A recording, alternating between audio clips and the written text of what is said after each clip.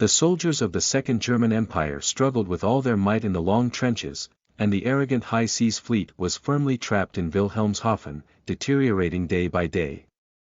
The American Empire exposed its sharp fangs and prepared to pounce on the tired old continent, humiliating defeat and eternal sinking as if they were about to descend on the land of Prussia. Colonel Hesman, who was possessed by a soul from the East in later times, was confident. Now is the time to conceive the Third Empire, this time it will exist for 1,000 years. Luo Luo's Book Friend Group 431301049 Keywords of the novel. The Rise of the Third Empire without a pop-up window. Download the complete text of The Rise of the Third Empire, and read the latest chapters of The Rise of the Third Empire. Chapter 1 Preface. Hesman's Struggle. You are listening at novelfull.audio. Ludwig. Phone. Captain Hesman rode a taxi from the branch of the Army General Hospital in the town of Quaschen to the General Staff Headquarters in Königk Square, Berlin. The cold and humid weather in Berlin in February is very similar to his current state of mind. He woke up more than a month ago in that damn rundown hospital, as a German militarist who was wounded on the Eastern Front during World War I. However, he clearly remembers that before his coma, his identity was that of a Chinese international student named Liu Xiaohua studying at the First School of Nature at Humboldt University in Germany. Damn the Germans. Damn Mr. Schur. Damn the brainwave experiment. Lieutenant Hesman leaned back in the chair of the carriage and cursed in standard Chinese Mandarin. As a former German fan, Liu Xiaohua was quite superstitious about German brands or people. Otherwise, he wouldn't have traveled all the way to Germany to study abroad. Now it seems like a huge mistake. If he hadn't come to Germany, he wouldn't have encountered Professor Schlieffen, a scientific oddity, and wouldn't have been fooled by this unreliable German old man to do any harmless brainwave control experiments. This way, his pure soul wouldn't have inexplicably traveled into the body of a 100-year-old German imperial officer. Although time travel was something that Liu Xiaohua liked before encountering it. But if it really falls on oneself, it's not that easy to accept.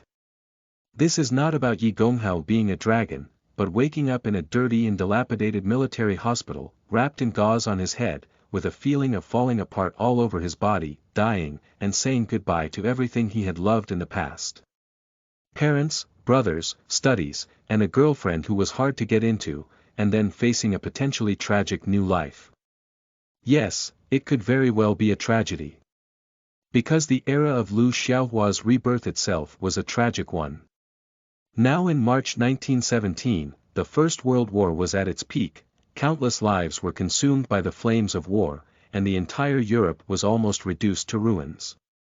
For his current camp in Germany, there is still over a year left until his final defeat. With the historical and military knowledge possessed by Liu Xiaohua, a German fan who no longer believed in Germans, he couldn't think of any possibility for a German army captain to save the impending Second Empire. Even if it's Liu Xiaohua, no, it should be Ludwig. Phone. Captain Hesman has received a notice asking him to report to the General Staff at Königk Square. What role can a captain play even if he arrives at the General Staff? At most, it's about serving tea, delivering water, and running errands. According to the memory left to Liu Xiaohua by Captain Hesman, who graduated with excellent grades from the Grosslichfeld Military Academy. Serving tea, delivering water, and running errands at the General Staff was a necessary path for most German elites to rise. According to the game rules of various father and education competitions in the German army, Captain Hesman, a Junker nobleman, with a name containing Fong and good education is considered a promising army officer. I will wander back and forth between the General Staff, embassies abroad, and army units for more than N years, accumulate various experiences, and gradually improve. By the age of 40 or 50, with good luck, one can be promoted to the rank of general. Being a military commander or serving as a director in the General Staff. If you want to go further, it depends on whether His Majesty the Emperor of the German Empire is interested in this German army elite who can speak 5 languages, is not tall, slightly chubby, has freckles on his face, and has a very likable smile. Of course, the above path of promotion for the German army is no longer meaningful for the current Hesman. Because he knew that the invincible Second Germany had only a little over a year left in its history. Due to Liu Shaohua dressing up as a German captain instead of a general, no one can save this empire that is trapped in the quagmire of war and unable to extricate itself. After the defeat, Germany would be castrated and bound by the Treaty of Versailles, leaving only a mere 100,000 soldiers in the size of the defense army.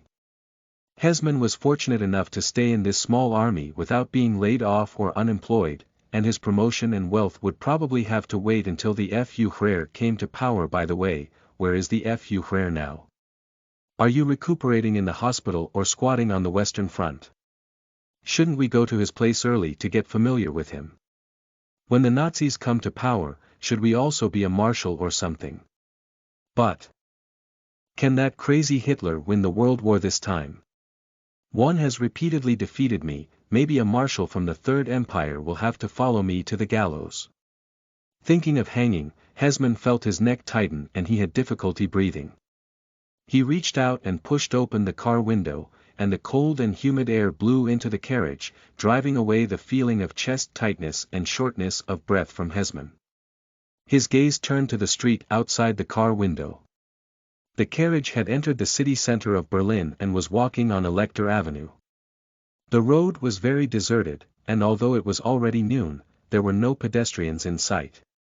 Most men who could pick up rifles had enlisted in the military, and everything had become desolate. A big city like Berlin was better, but if it were to the countryside, it would be even more desolate. Large areas of land were abandoned due to the lack of labor for cultivation. The shops and restaurants on the street are all deserted, and half of them have simply closed down. In fact, these shops and restaurants do not have enough goods to sell. There is only a long queue in front of the shops that supply supplies. For Germany, this world war has been going on too long and the scale is too large. The pre-war reserves have long been depleted, and too much labor has turned into soldiers carrying guns, causing a heavy blow to Germany's production. Moreover, due to the blockade by the British Navy, Germany was unable to purchase urgently needed supplies from overseas. The combination of various factors has made Germany's supply increasingly difficult. Not only is it difficult for ordinary people to get enough food to eat, but even the patients' meals at the army hospital where Hesman lives have become somewhat poor. It seems that this defeat is inevitable. So what about the next World War? That's related to whether you won't get on the gallows. You must think carefully. Captain Hesman's eyebrows gradually coalesced, with memories of World War II brought to his mind by later generations, as well as various in-depth analyses of World War II Germany on military forums. If we set aside the lofty banner of democracy, freedom, and anti-fascism, the Second World War, like the First World War, was a challenge from latecomers to old empires that had already divided the world. Mainly the British and American. If we spread out the maps before and after World War I, we can see that more than half of the undeveloped and underdeveloped territories in the world were colonies or spheres of influence of the British and American. Among them, Britain has the largest territory, boasting that the sun never sets and colonies spread throughout the world. It also owns two rich and oil-rich lands, India and South Africa, which produce gold. And the British Empire also has the world's most powerful navy, the master of the ocean. And the democratic lighthouse of later generations may not have many colonies in America, but its sphere of influence is not small. They claim that America is American, except for Canada and a few small colonies controlled by Europeans. The entire America can be considered as America's sphere of influence. In addition, the United States also has two important colonies in the Pacific, Hawaii and the Philippines, whose homeland is rich and vast. Enough to support the world's largest economy. The future is bound to be limitless. In addition, America is quite close to the British Empire in terms of culture, ideology, system, and capital. According to some non-mainstream economists in later generations, both the British Empire and the American Empire were countries manipulated by large capital and conglomerates. And there is no boundary between capital and the United States, so the shift of world domination from Britain to the United States is not much different for these hidden conglomerates. They can easily transfer capital from Britain to the United States, use the shell of the United States, and continue to rule the world.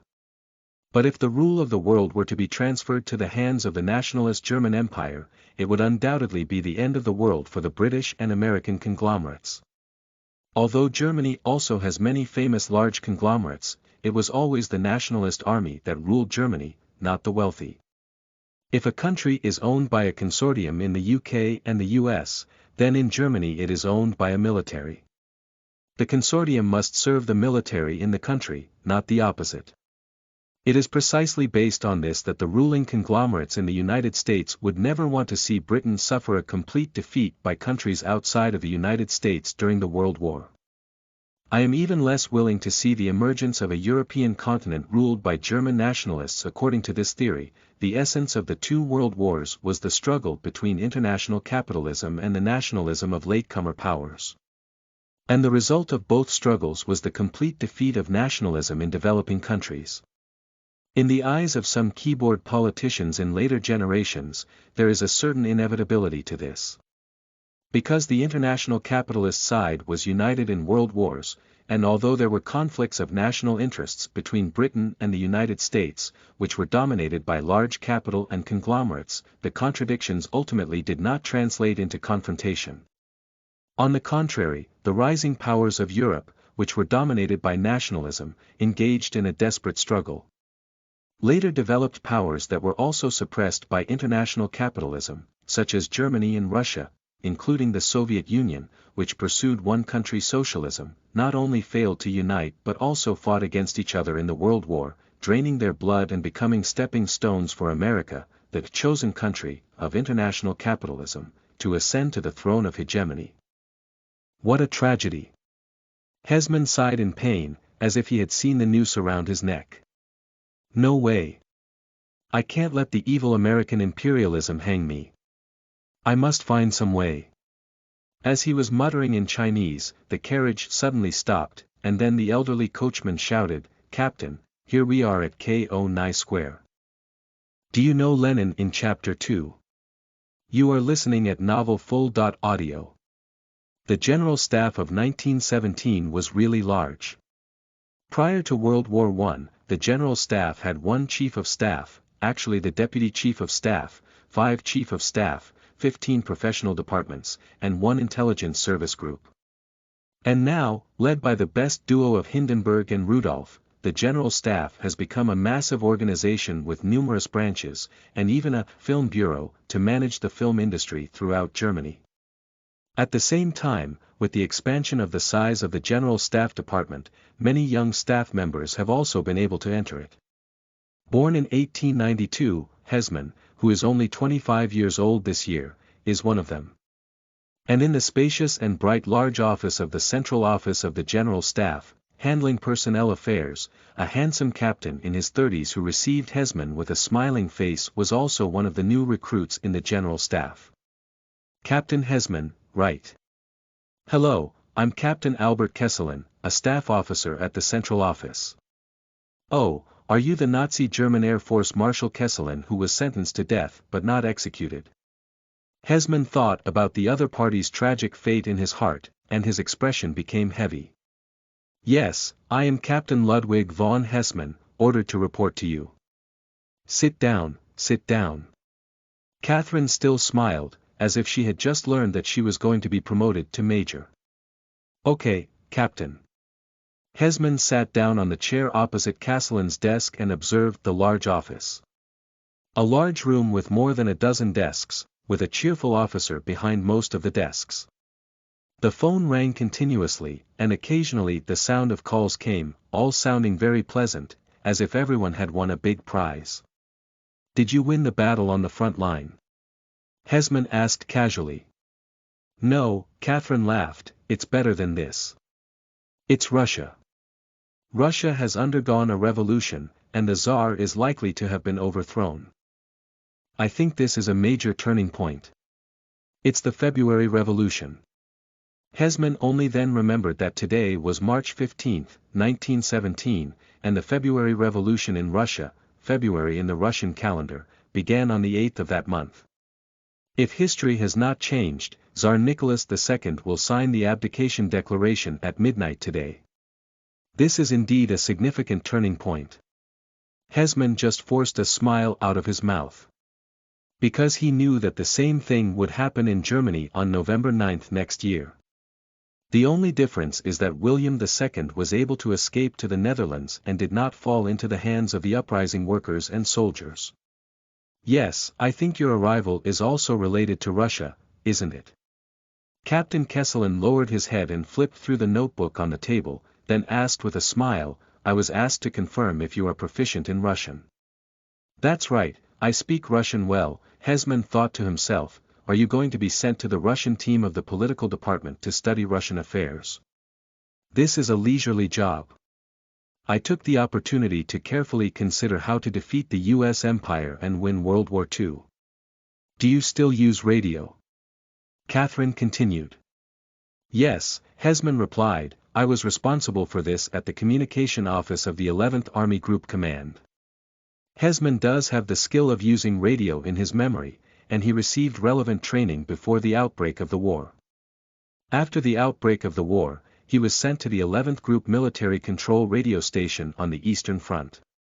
It was not until last summer that I followed General Secht, the Chief of Staff of the Group Army, to serve as a staff officer in the operations department of the Austro-Hungarian 7th Group Army. As a result, while inspecting the Romanian front line, I was mistakenly hit by an Austro-Hungarian shell with no long eyes, resulting in a concussion and a replacement sole. That's good, Catherine stood up.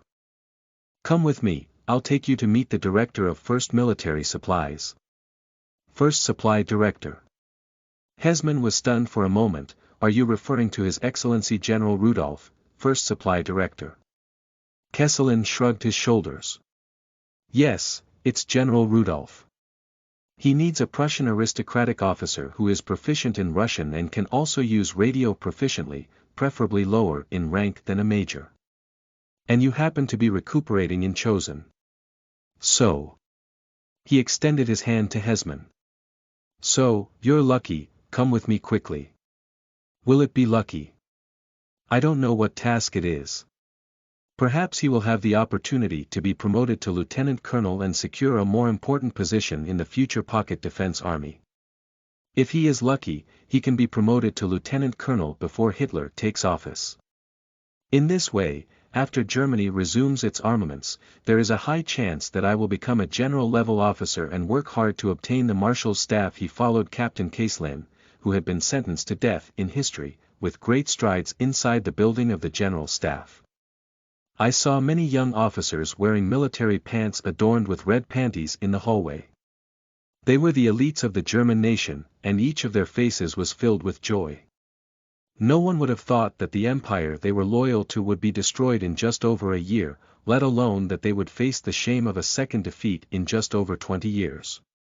And they will also be charged with being fascist demons by the victors, executed or subjected to humiliation for the rest of their lives. Even more sadly, in the original history, the descendants of Germany will never be proud of these martyrs who once fought in the name of their motherland. Hesman slowly developed a feeling that only he could save these sad Germans. This is probably his destiny of crossing the cycle of rebirth. If he doesn't want to spend the rest of his life in prison or be hanged on a gallows, then he must find a way quickly. He followed Captain Kesselin briskly to the end of a corridor, with a tightly closed door in front of it. Outside the door was a desk, and a lieutenant colonel with shiny blonde hair was sitting behind it, looking at some documents.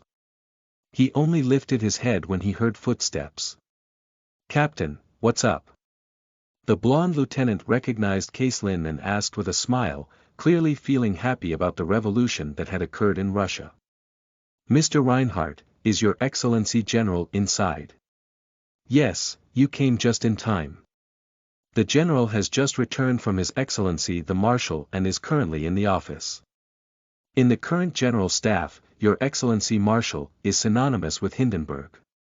The future President of Hindenburg is now the Chief of the General Staff, the immediate superior of General Rudolph, and the most powerful person in Germany today. Emperor William II has been sidelined by the General Staff, while Rudolph is the second most powerful person in Germany after Hindenburg. Captain Hesman followed Kaiser Lin into the luxurious office of the second German tycoon and saluted the old man with sparse grey short hair and a straight general uniform, who was lying on his desk studying a map of the Eastern Front battlefield situation. Your Excellency, Captain Case Lin of the Central Department is reporting to you. Case Lin respectfully placed a folder on the Admiral's desk. Rudolph raised his head, revealing a rather imposing face. His forehead was high, his eyes were sunken, and his nose bridge was as straight as if carved out. A single pair of glasses was placed on the bridge of his nose, and under his grey mustache, there was a tightly closed, downward curved mouth on both sides. The general glanced at Hesman with a sharp gaze, as if trying to see through the hidden soul within his body. Then he waved at Catherine and let him leave the office without saying a word. Now, there are only Rudolph and Hesman left in the office of Noda. Is there any top-secret mission? Hesman had already noticed some abnormalities, but still stood straight without any expression on his face. This was the most standard posture of a Prussian officer. Rudolph remained silent, but opened the folder and carefully examined it. I don't know how long it took, but a voice that sounded very majestic broke the silence. Captain Hesman, do you know the news of the Russian Revolution? It's indeed for Russia. Hesman remained calm and said, I already know. This is not a military secret, and tomorrow morning German newspapers, big and small, will publish this inspiring news on the front page. Don't you think this is good news? The general asked in a gloomy tone. This is good news, but it's not good enough for the empire because I don't think revolution will bring peace to the Eastern Front, Hesman answered with certainty. He knew that the leaders of the Russian Provisional Government after the February Revolution came to power were not willing to negotiate peace with Germany. Those guys were all brainy fools who deserved to be caught and shot by the Bolsheviks. General Rudolph's lips curved slightly, revealing a satisfied smile. It seems that you have some research on the Russian issue. Hesman did not deny that the fans of the German fan army in later generations were certainly very familiar with the Soviet Union, the Red Empire. Rudolph looked at Hesman, paused for a moment, and then asked, So, do you know Lenin? Lenin. Lenin. Hesman was stunned for a moment, then suddenly thought of something and blurted out, Your Excellency, are you referring to Vladimir Ilyich Ulyanov, the leader of the Bolsheviks in Russia? Rudolph tilted his head back. It seems that the Central Office has finally found a suitable candidate for me this time. He looked at Hesman, Captain, I am appointing you as my deputy and directly responsible to me. And your task is only one, to bring the radio and the people from the Ministry of Foreign Affairs to Switzerland and establish contact with Lenin, the most dangerous rebel in all of Russia, in the name of a German socialist. Chapter 3. United Russia and Soviet Union. You are listening at novelfull.audio. Under the bright sunshine in southern Germany, trains spewing thick smoke spewed along the railway leading to Zurich. On both sides of the railway, apart from barren farms and pastures with no visible cattle or sheep, there are vast and dense forests. The train is not crowded, and in most carriages, less than half of the seats are occupied by passengers, mostly women, children, or elderly men. Our Captain Hesman is also riding on this train now, but he is not sitting in a regular carriage, but in a spacious private room. There are several other people with him, one of whom is named Karl, the army lieutenant of Stockhausen. He has a head of golden hair, a quite burly and tall physique, and is very young, as if he is not yet 20 years old. He was an assistant assigned by Captain Case Lin to Hesman, who was drawn from the security forces of the General Staff, and 3 large soldiers came with him. Their task is not to protect Hesman, but to act as porters. There are no lightweight military radio stations now, they are all big and bulky guys. Relying on Hesman alone is impossible to carry no matter what. In addition to these 4 coolies, there were also 2 personnel sent by the Imperial Ministry of Foreign Affairs on Wilhelm Street in the spacious private room. And Comrade Lenin's contacts, which had always been handled by the German embassy in Switzerland in the past. And this contact with Lenin was also jointly controlled by the General Staff and the Ministry of Foreign Affairs. So the Ministry of Foreign Affairs also sent a small official to shoulder with Hesman, Oscar, the first secretary of the embassy in Switzerland. Phone. Etter. This is a chubby man in his 30s, with big eyes, thick eyebrows, a red and large Lee's nose, wearing a pair of thick glasses, speaking loudly, and having a great appetite for food. Working as a diplomat in Switzerland, where food supply is very abundant, is really a good job for him. Hesman speculated that this chubby guy must have a good background and what kind of path he took to secure the position of diplomat in Switzerland.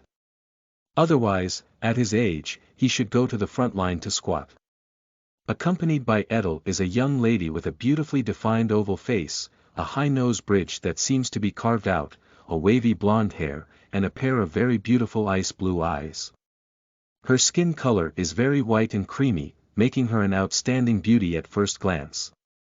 The only downside is that her figure seems to be a bit overweight, perhaps not obese but seductively plump. Because she always wears loose gray woolen dresses, making it difficult for Hesman to judge. This lady is actually a diplomat and a staff member of the German embassy in Switzerland. This was unimaginable before the war, but now too many men have been forced into labor, leaving enough positions for women. The beautiful woman named Chloe who took on a job at the German embassy in Switzerland. Phone. Heinsberg, who also holds the title of Countess, inherited it from her father who died in battle. One of her fiancés also died on the front line, which is truly tragic. In addition, according to Etter's introduction, Miss Heinsberg is also a female college student who graduated from the history department of the University of Munich. And coincidentally, she is a teacher at the history department of the University of Munich. Karl Haushoffel was actually also a tactical instructor for Hesman at the Grosslichfeld Military Academy. Oh my God, are you also a student of Colonel Haushofer? Hesman looked at the female diplomat of the German Empire in surprise and said in a serious tone, he was a quite strict teacher. Our students of that generation were often punished by him, either running around the big playground or doing dozens of push-ups. I think he was also quite strict at the University of Munich. Miss Heinsberg was amused by Hesman and chuckled, Captain, universities are not like military academies. They are a fairly free place. In my impression, the doctor is a very kind and gentlemanly man, and he is a good teacher. But after the failure of World War II, this good teacher will commit suicide. Hermann couldn't help but have gloomy thoughts in his mind. In his impression, Colonel Haushofer and his Jewish wife, Honorary Germanic, both poisoned themselves a year after Germany's defeat. By the way, there were quite a few Jews who fought and even sacrificed their lives for Germany as honorary Germanic people. So, in Hermann's view, Jews were not enemies of Germany. Germany's true enemies were the big conglomerates on Wall Street and London, who did not allow Germany to rise. Although a considerable portion of these conglomerates were Jews, the number of Jewish international conglomerates was certainly not as many as the Jews who fought for the Nazis. And the doctor is also very talented. His lectures on European history are very interesting and not dull at all. Miss Heinsberg continued to praise her teacher, but her gaze was fixed on the melancholic Hesman.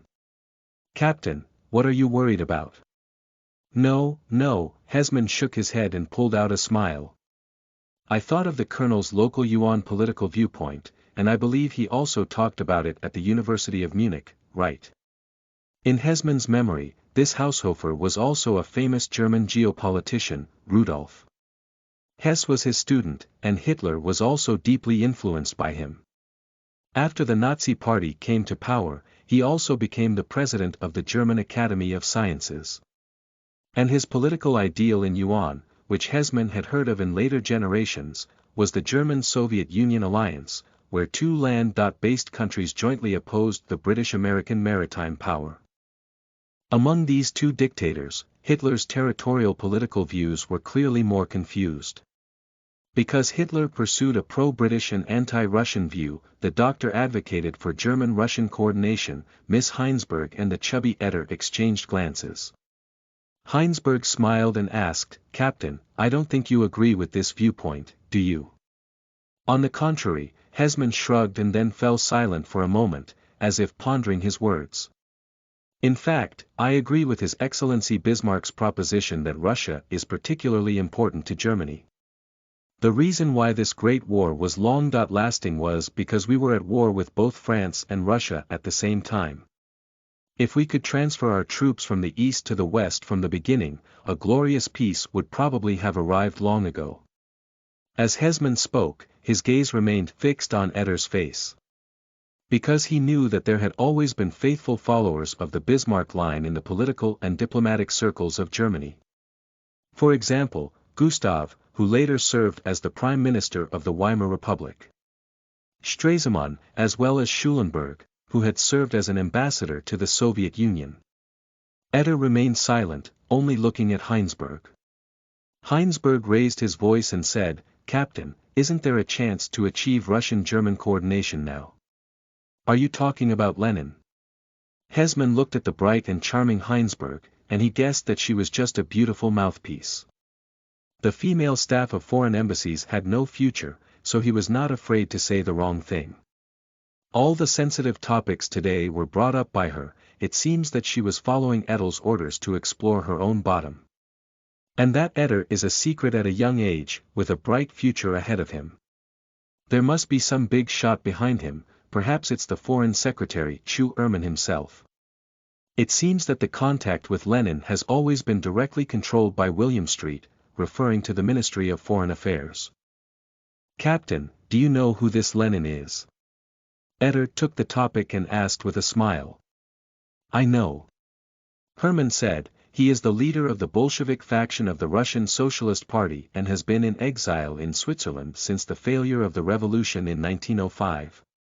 Eder nodded and said, "But now it's not the Bolsheviks who control the Russian interim government, but Lenin's political enemies, the Constitutional Democratic Party, the Progressive Party, and the October Party." Edel spoke word by word, paying attention to Hesman's expression as he spoke. He was ordered to contact Lenin as early as 10 years ago under the name of German Socialist Mr. Green, and provided him with a large amount of funding. On December 28 of last year, Eder also arranged for Lenin and the German ambassador to Switzerland, Fong. At the meeting of Count Romberg, both sides discussed the possibility of Lenin returning to Russia through Germany. It can be said that Comrade Lenin was the key to the success or failure of Mr. Eder's career. But now Germany is not 10 years old. The military power is expanding, and they have to intervene in everything. Lenin's big cake is no exception. However, Edel doesn't care about the military interfering. He's worried that the military will mess things up. That's why on the way to Switzerland, I searched for the truth about Hesman, hoping that the other party could accept his views and continue to play a leading role in helping Lenin. If the Russian provisional government is unwilling to negotiate with us, then Lenin and his Bolsheviks are the only hope for the empire to restore peace on the Eastern Front. Their ability to cause trouble should not be underestimated. Eder said slowly, "Captain, you have been on the Eastern Front battlefield for a long time. You should know if we have the ability to completely defeat them." "Indeed, we do not have the ability to completely defeat Russia, at least on the battlefield." Hesman candidly admitted this, but he did not care at all about the German diplomat's admiration for Lenin's big cake in front of him, because the other party had no idea how big the cake was. In fact, in the current Germany, no one except Hesman knows how big Lenin's cake is, let alone how to make full use of him. To defeat Russia, occupying Warsaw, Riga, Brest, and Vilna is not enough. Even occupying Minsk and Kiev is not enough to force Russia to completely fail. We must seize Moscow and Petersburg. But we certainly do not have such power. Eder nodded with satisfaction and smiled, so, we can only find a political solution to the Eastern Front. The revolution that occurred last month plunged Russia into chaos. If we can support Lenin to further disrupt Russia, then peace on the Eastern Front is predictable, and we will be invincible then. Just like in the 7 Years' War. The 7 Years' War occurred between 1754 and 1763, roughly the Anglo-Prussian alliance against the entire European continent. Although Prussia had military geniuses like Emperor Frederick the Great, it was still hit hard by 3 powerful enemies: France, Austria, and Russia. And even lost Berlin. But on the brink of Prussia's downfall, Russian Empress Elizabeth died of illness, and her successor was Peter III, the brainless fan of Frederick the Great. He returned all the territories occupied by Russia in Prussia, then formed an alliance with Prussia, allowing Prussia to regain its life. However, such good luck may not come to William II. The key to traveling by train is the Zurich train station, which is no different from 100 years later. The only difference is that the ladies dress more conservatively and no one is using their phones or tablets. The station building, the square outside the building, and the statues on the square are no different from what Hesman saw 100 years later. Compared to cities in Germany, the biggest difference here is that there are many young and middle-aged men coming and going, and it is basically impossible to see anyone wearing military uniforms. Although the whole of Europe is engulfed in war, Switzerland is still a paradise far away from the flames of war. "Dear, our carriage has arrived." Heinsberg took Hesman's arm and raised his other hand, pointing to the 2 somewhat outdated carriages on the square. After passing through the customs of Zurich train station through the VIP passage exclusively for diplomatic personnel, Heinsberg called Hesman "dear." Of course, it's not because of the sparks of love that arose during their journey, but because of the needs of work. Because Lenin was a great proletarian revolutionary, it was not convenient to cooperate with German militarists, let alone to take money from them. Therefore, it was the German Socialist Party who had been using money to support Comrade Lenin and protect Lenin's safety in Switzerland. Although such lies are very despicable, the victory lies in political correctness. As long as this layer of window paper is not pierced, no one can say that Comrade Lenin and German militarists cooperate. At most, it is only a momentary oversight and has been deceived by class enemies. So now Hesman is a member of the Socialist Party, and he even gave himself a somewhat wicked pseudonym. Otto Braun, who is the famous advisor to Leda and now also wants to serve as a military advisor to Lenin.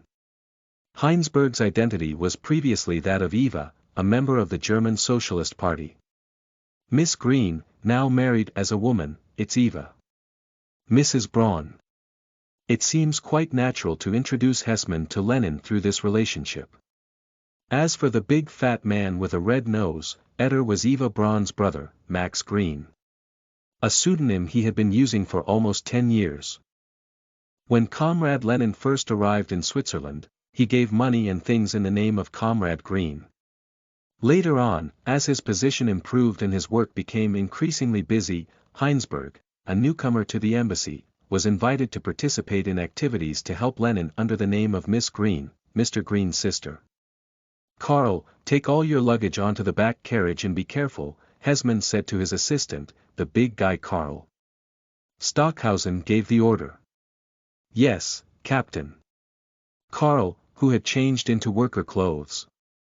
Stockhausen stood at attention and habitually made a military salute. "Karl." Hesman looked around and realized that the leisurely Swiss hadn't noticed a few suspicious guys on his side before letting out a sigh of relief. "It's not a captain, it's a comrade." "Aye, comrade." "Karl." Stockhausen saluted again before going with his 3 subordinates to move things.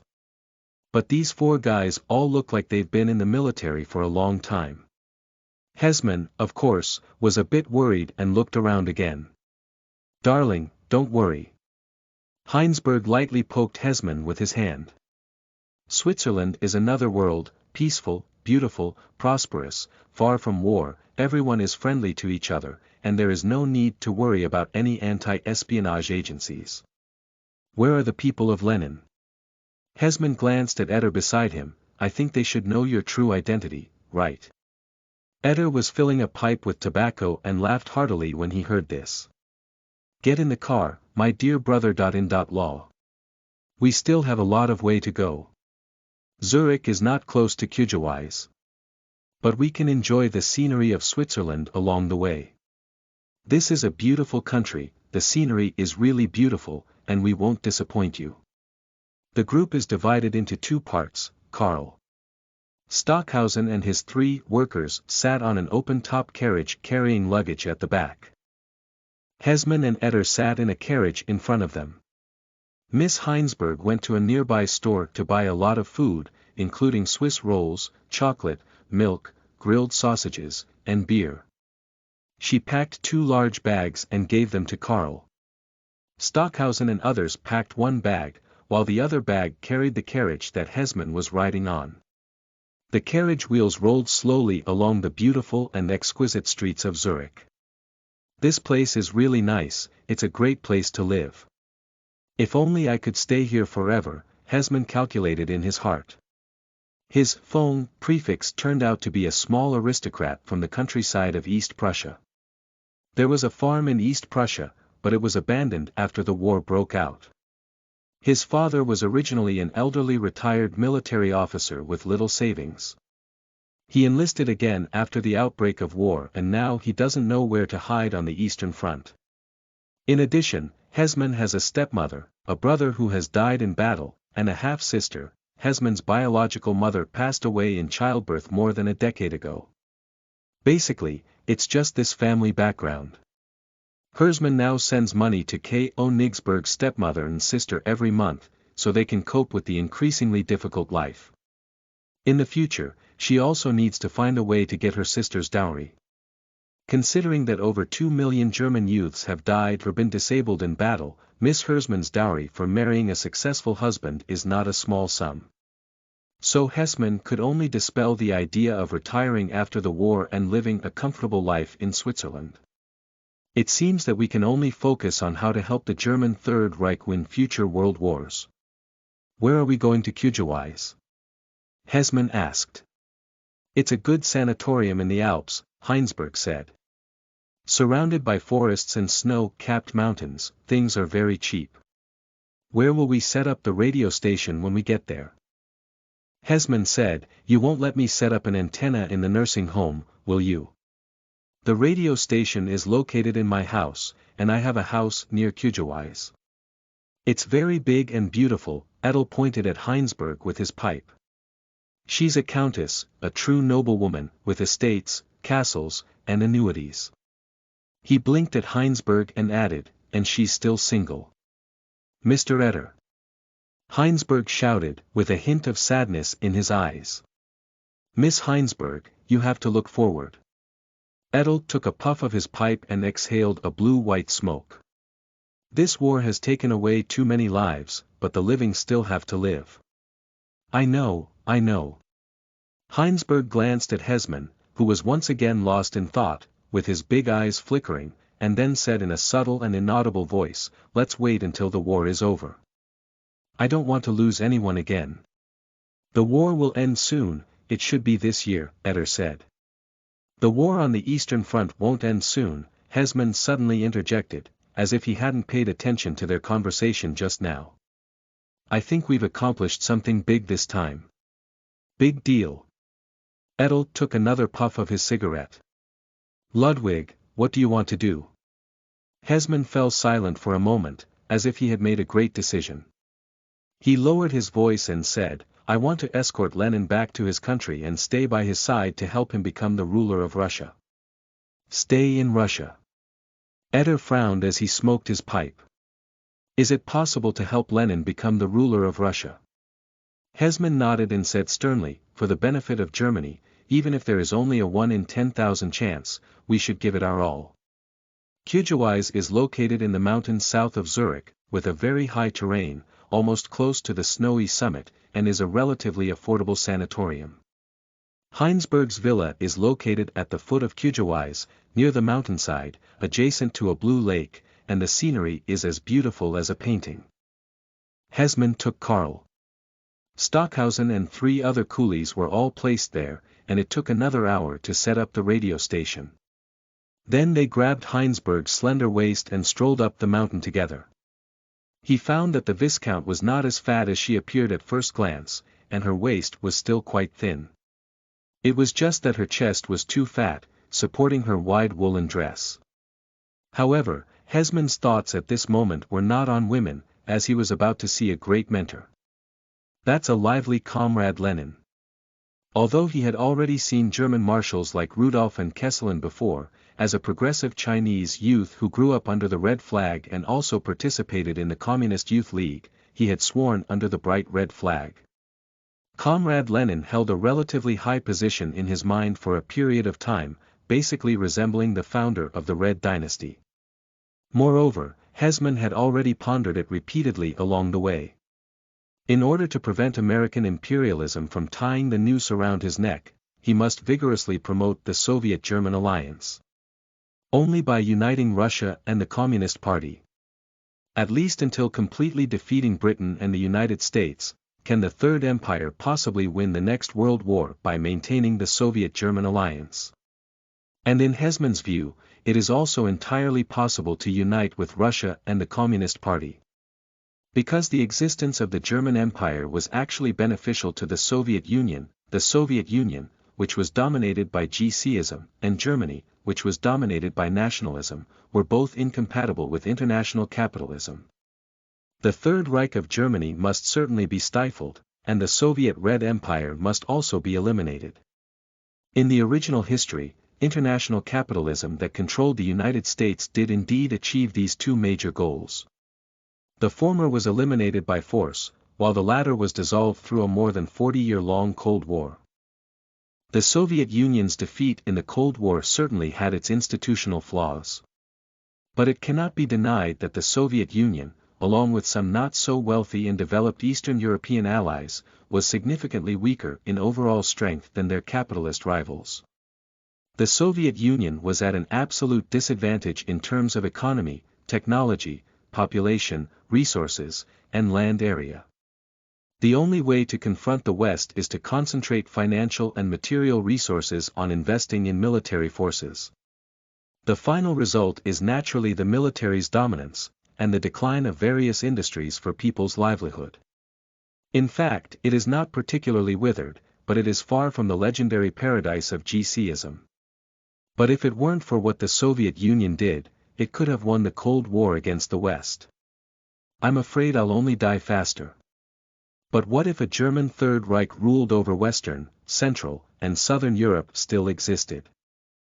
Chapter 4. First Meeting, Lenin. You are listening at novelfull.audio. Lenin. Hesman called out the name and suddenly widened his eyes, staring at the iconic oversized forehead of the revolutionary mentor sitting on a bench. Lenin had a blue blanket covering his legs, a gray scarf draped over his shoulders, a thin wooden board and an open notebook on his knees, and a pen in his hand, bowing down to write something. The snowy peaks of the Alps blew up Lenin's notebook. He was about to end his day of writing when he went to the restaurant to have dinner with his wife Krupskaya and his beautiful confidant Amand when he heard someone shouting his alias. He lifted his head and looked in the direction of the sound, only to see his old friend Green, along with Green's beautiful sister Eva and another young man he didn't know walking quickly together. The shout seemed to be made by the young man. Comrade Lenin, hello. Hesman quickly stepped forward and excitedly extended his right hand to Lenin. Not only because he saw the legendary mentor, but also because Hesman saw hope for the Third Empire from his mentor. Lenin was stunned for a moment. The young man clearly knew him, but he didn't remember seeing him before. However, out of courtesy, the revolutionary mentor still stood up and shook hands with the other party. Sir, do you know me? Have we ever met before? Yes, of course I have, at the Red Square in Moscow. Hesman widened his eyes and stared at Lenin with interest. This Lenin appears much younger and more energetic than what he saw during his last trip to Moscow. Moscow. Red Square. Lenin tried hard to recall, unable to recall seeing the gentleman in front of him at Moscow Red Square. I don't think you saw me at that time, I just glanced at you from a distance, Hesman explained with a smile. He didn't lie to his mentor, he did indeed meet Lenin at the Red Square in Moscow. At Lenin's tomb. At that time, Lenin just lay still and didn't move. Oh, I see. Lenin thought to himself, it's been over 10 years since he returned to Russia. If the young man in front of him had seen him in Moscow before, he would have been a child, right? So you are. Lenin showed some interest in the young man in front of him and asked with a smile. I am Otto Braun, a member of the German Socialist Party, Hesman told a serious lie. Oh, Lenin glanced at the fast-walking, grim siblings, and thought to himself, this young man who came with them should also be a representative of the German government, right? I don't know who's behind it. It would be great if the German General Staff were there. The situation in Russia is constantly changing, and most of myself and Bolshevik comrades are in exile abroad. If it weren't for the assistance of the Germans, we wouldn't even be able to go back to our country, let alone cause a revolution. Vladimir Ilyich, it's great to see you. Me too, Oscar. It's really nice of you to come to Kujawise. Vladimir Ilyich, I am married. This is my husband Otto Braun, who is my classmate at the University of Munich and a member of the Socialist Party. Eva, that's really great. Congratulations. Heinsberg and Eder had already walked up to Lenin, and the three of them deceived each other. Although Lenin had already seen through the grim siblings, he still pretended to know nothing. And then embraced and kissed, indicating that they were really familiar. You came just in time. Today is Armand preparing dinner, with delicious French cuisine. Lenin took the grim siblings by the hand and walked towards the house. That is a 3-story building, built with the most common wood in the Alps. It's not luxurious, but it's very clean inside. Lenin and his 2 women rented a total of 2 rooms. He sometimes stayed overnight with Krupskaya, but more often he was still with French woman Amand. The mentor's wife and confidant are very familiar with the Grimm siblings and warmly welcome their arrival, especially Heinsberg, who always brings some delicious food, either pickled beef or beef tongue and lamb shoulder. For Akiji Vizawa Sanatorium, which only supplies dairy products, these deliciousness are very rare. In addition, Heinsberg also prepared some very special gifts for Lenin. A list of the latest libraries in Zurich or Bern. The library service in Switzerland is very attentive, and there is no need to come to the library in person. Just send a postcard with an application address to the library and you can borrow any book. This is very helpful for Lenin's research work. Hermann, Eder, and the mentor sat down at a not very large desk, while the beautiful French woman Amand brought the 3 of them a strong and fragrant Russian coffee. Made from egg yolks, milk, chocolate, vodka, sugar, cream, and coffee.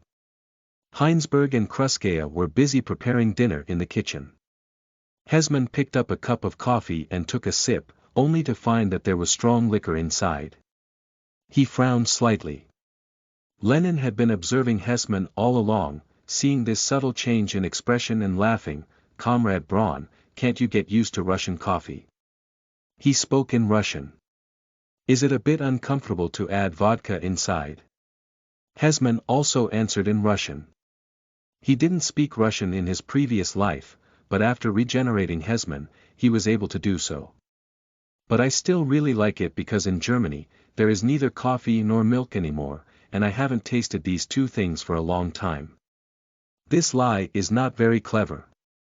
Looking at Hesman's figure and complexion, it is clear that he definitely does not lack the nourishment of milk.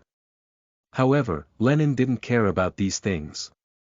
He just sighed and said, Germany just doesn't have coffee, milk, and maybe not much meat. But in Russia, there's almost no black bread left. He picked up his coffee cup and took a sip. But the Russian provisional government, like the Tsar, only wants to go to war.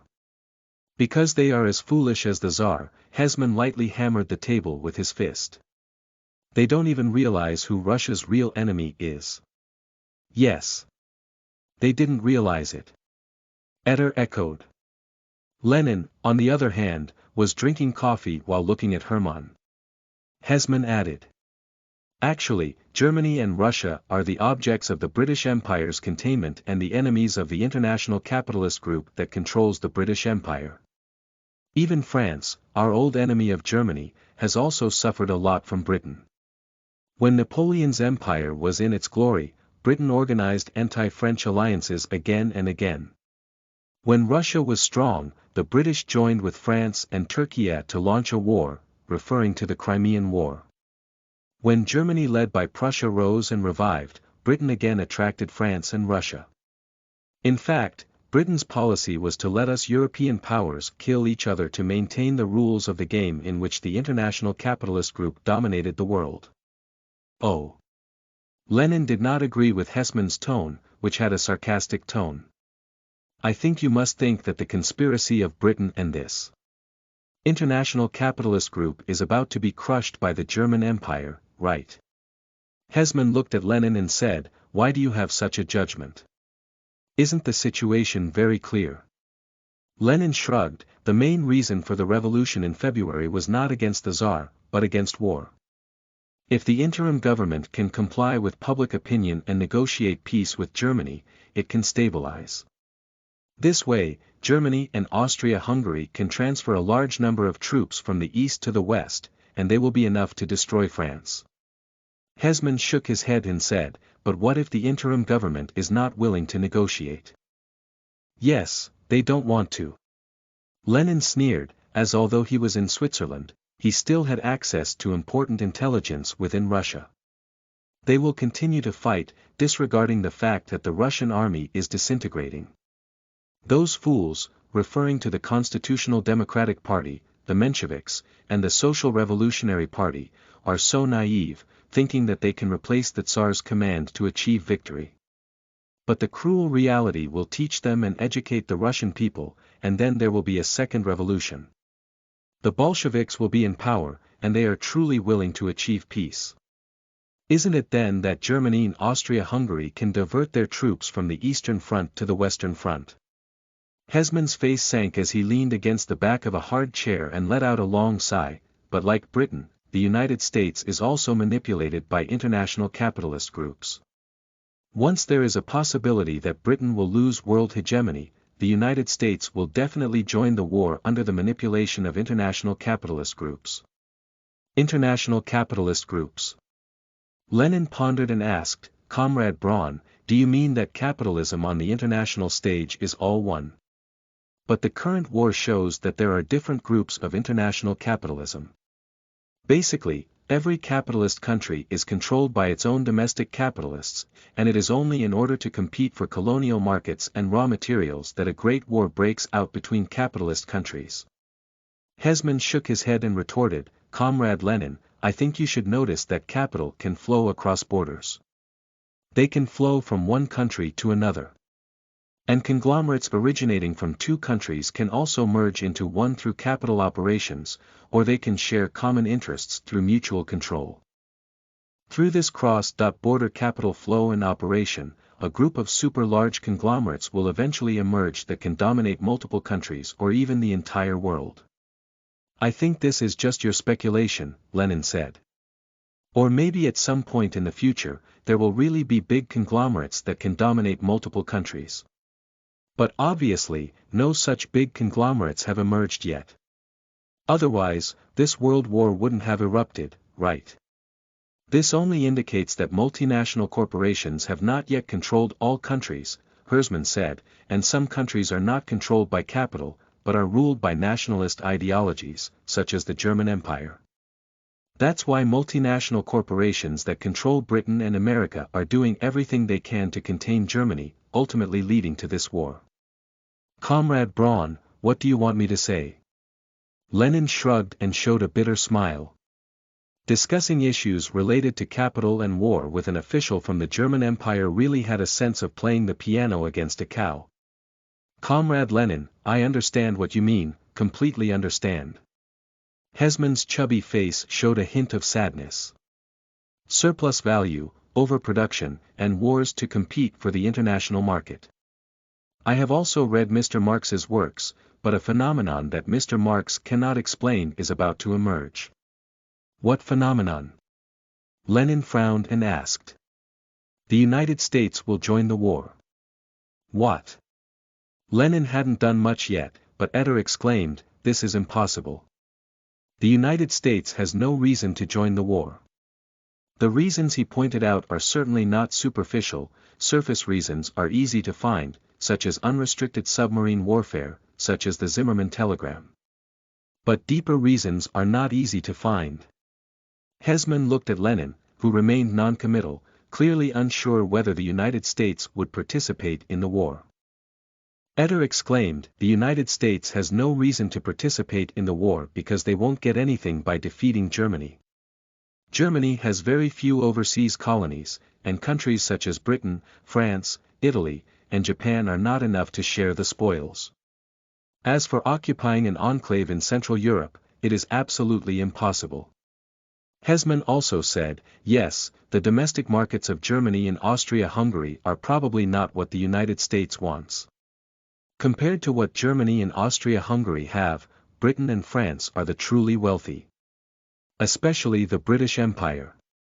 They rule the ocean, have the Indian market, and actually control China and South Africa, the Golden Country. If Britain loses the war or only fails on the European continent, then Britain cannot maintain its pre-war position. So the United States can at least demand a share of British hegemony, and perhaps even take over some of its colonies. And if the United States helps Britain defeat Germany in Austria-Hungary, the hegemony of the British Empire can be preserved. The United States cannot obtain anything.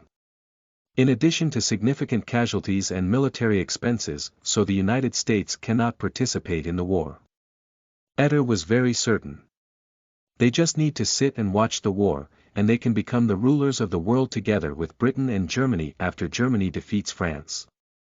Due to the fact that the German Navy's surface fleet became an inactive fleet after the Battle of Jutland, even Eder, who was quite optimistic about the prospects of the war, did not believe that the German Navy could send the army to the British Isles. Moreover, the anti-war sentiment within Germany is also increasing day by day. Being able to defeat France once again and bring the war to a dignified end may be a blessing for everyone. No one would dream of landing on British soil. So for Germany, the most favorable outcome of this war is to weaken France and Russia, while supporting a pro-German Russian regime, restoring the Russo-German alliance, and ultimately jointly ruling the world with Britain and the United States. Which seems to be beneficial for the United States as well. If we consider comprehensive national strength, the United States is the second largest country in the world. If we don't consider the huge British colonies, the United States is the #1 national strength, and theoretically, the United States is the #1 defense target of the British Empire. And the United States should also look forward to the misfortune of the British Empire every day. Even if it cannot replace it, it can turn the game rules of one country's domination of the world into the rule of British virtue co-governance, right? As for the loans lent by the United States to Britain and France, it is not a reason why it must stand on the side of Britain and France to destroy Germany. After all, with the power of Germany and Austria, at most France is forced to seek peace. France will still exist after defeat, just like after the Franco-Prussian War. And the British mainland cannot be attacked, the British Empire will still exist, only losing its pre-war prestige and hegemony, the world will be jointly dominated by British virtues. So the United States doesn't have to worry about having nowhere to go for debt, and compared to some world hegemony, that little dollar is insignificant. The possibility of the United States participating in the war is indeed not high. Lenin pondered for a long time and finally gave the answer, but he still refused to say it to death. But if Britain is willing to share hegemony with the United States after the war? No. Hesman interrupted his mentor and spoke confidently, the United States will definitely join the war. Not long after, I estimate that after the Russian Revolution, the ruling group of the United States has already made a decision to join the war, and now is just waiting for an announcement. Moreover, Britain will not share hegemony with the United States. The United States will not receive anything valuable for participating in the war, including territory, colonies, and compensation. Lenin laughed and said, "This is impossible. Americans won't join the war for nothing." "No, they will," Hesman said, "because the monopolistic conglomerates of the United States and Britain are actually one. Now, Britain and the United States are just two subsidiaries under a monopolistic trust. World hegemony is in the hands of Britain or the United States, and there is no difference for the behind-the-scenes conglomerates. But if hegemony falls into the hands of Germany, which pursues nationalism, or Russia, which is ruled by Bolsheviks, it will be a complete disaster for those conglomerates that control Britain and the United States. So, the United States will spare no effort to block Germany in future Bolshevik Russia, and Germany is likely to lose this war as a result." "No. That's impossible." Etter shouted loudly, "Hesman! Are these things you're talking about the judgment of the General Staff?" As soon as these words were spoken, Ettel suddenly woke up to know that he had slipped his tongue, but he didn't hide anything, just frowned and looked at Hesman.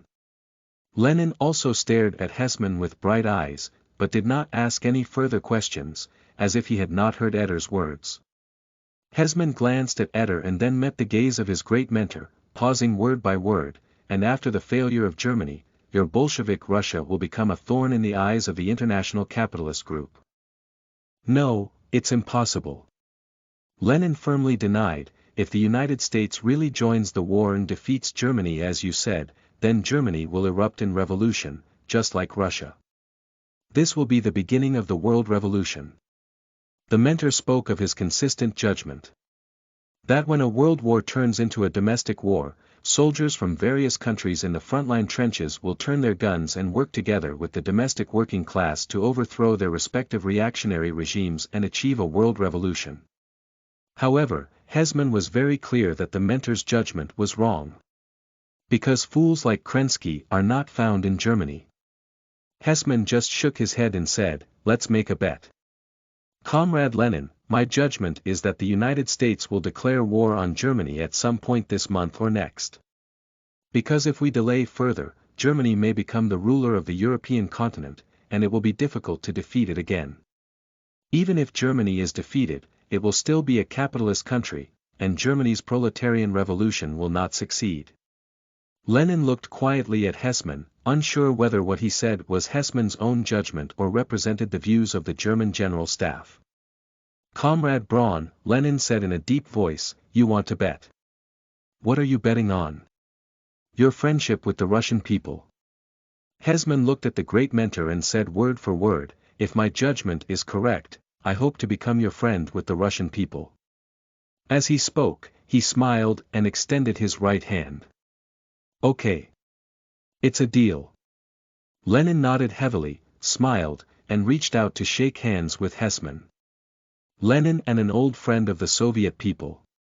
Hesman knew that this title was very valuable for his future. Because in his understanding of German history between World War I and World War II, the Soviet Union once came very close.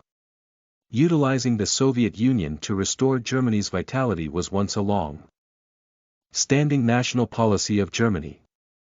In a series of important diplomatic conferences and treaties aimed at restoring Germany's status as a major power, such as the ******* Conference, the Treaty of Rapallo, the Locarno Convention, the Treaty of Berlin, the Moscow Economic Treaty, and the 1926 Soviet-German Treaty of Friendship and Neutrality, Germany utilized its friendship with the Soviet Union, the Red Empire, to gain great benefits and successfully dismantle the anti-German alliance, laying the foundation for Germany's revival.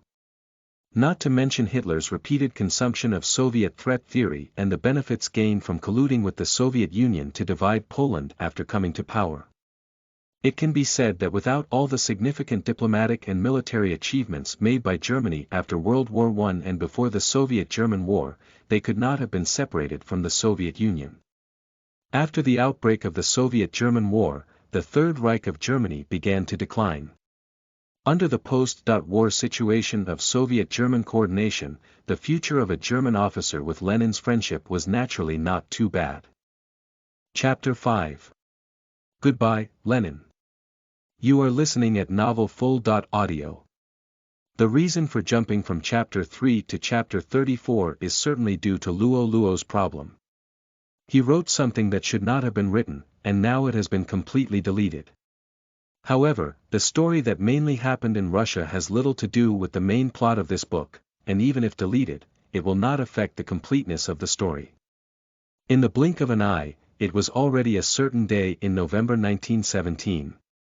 In the past few months, Hesman had experienced many things, witnessed or to some extent participated in a magnificent revolution, and also gained the reputation, friends, and future he wanted. This is a small farewell party at the Smolny Palace, in a rather luxurious restaurant with exquisite utensils and food.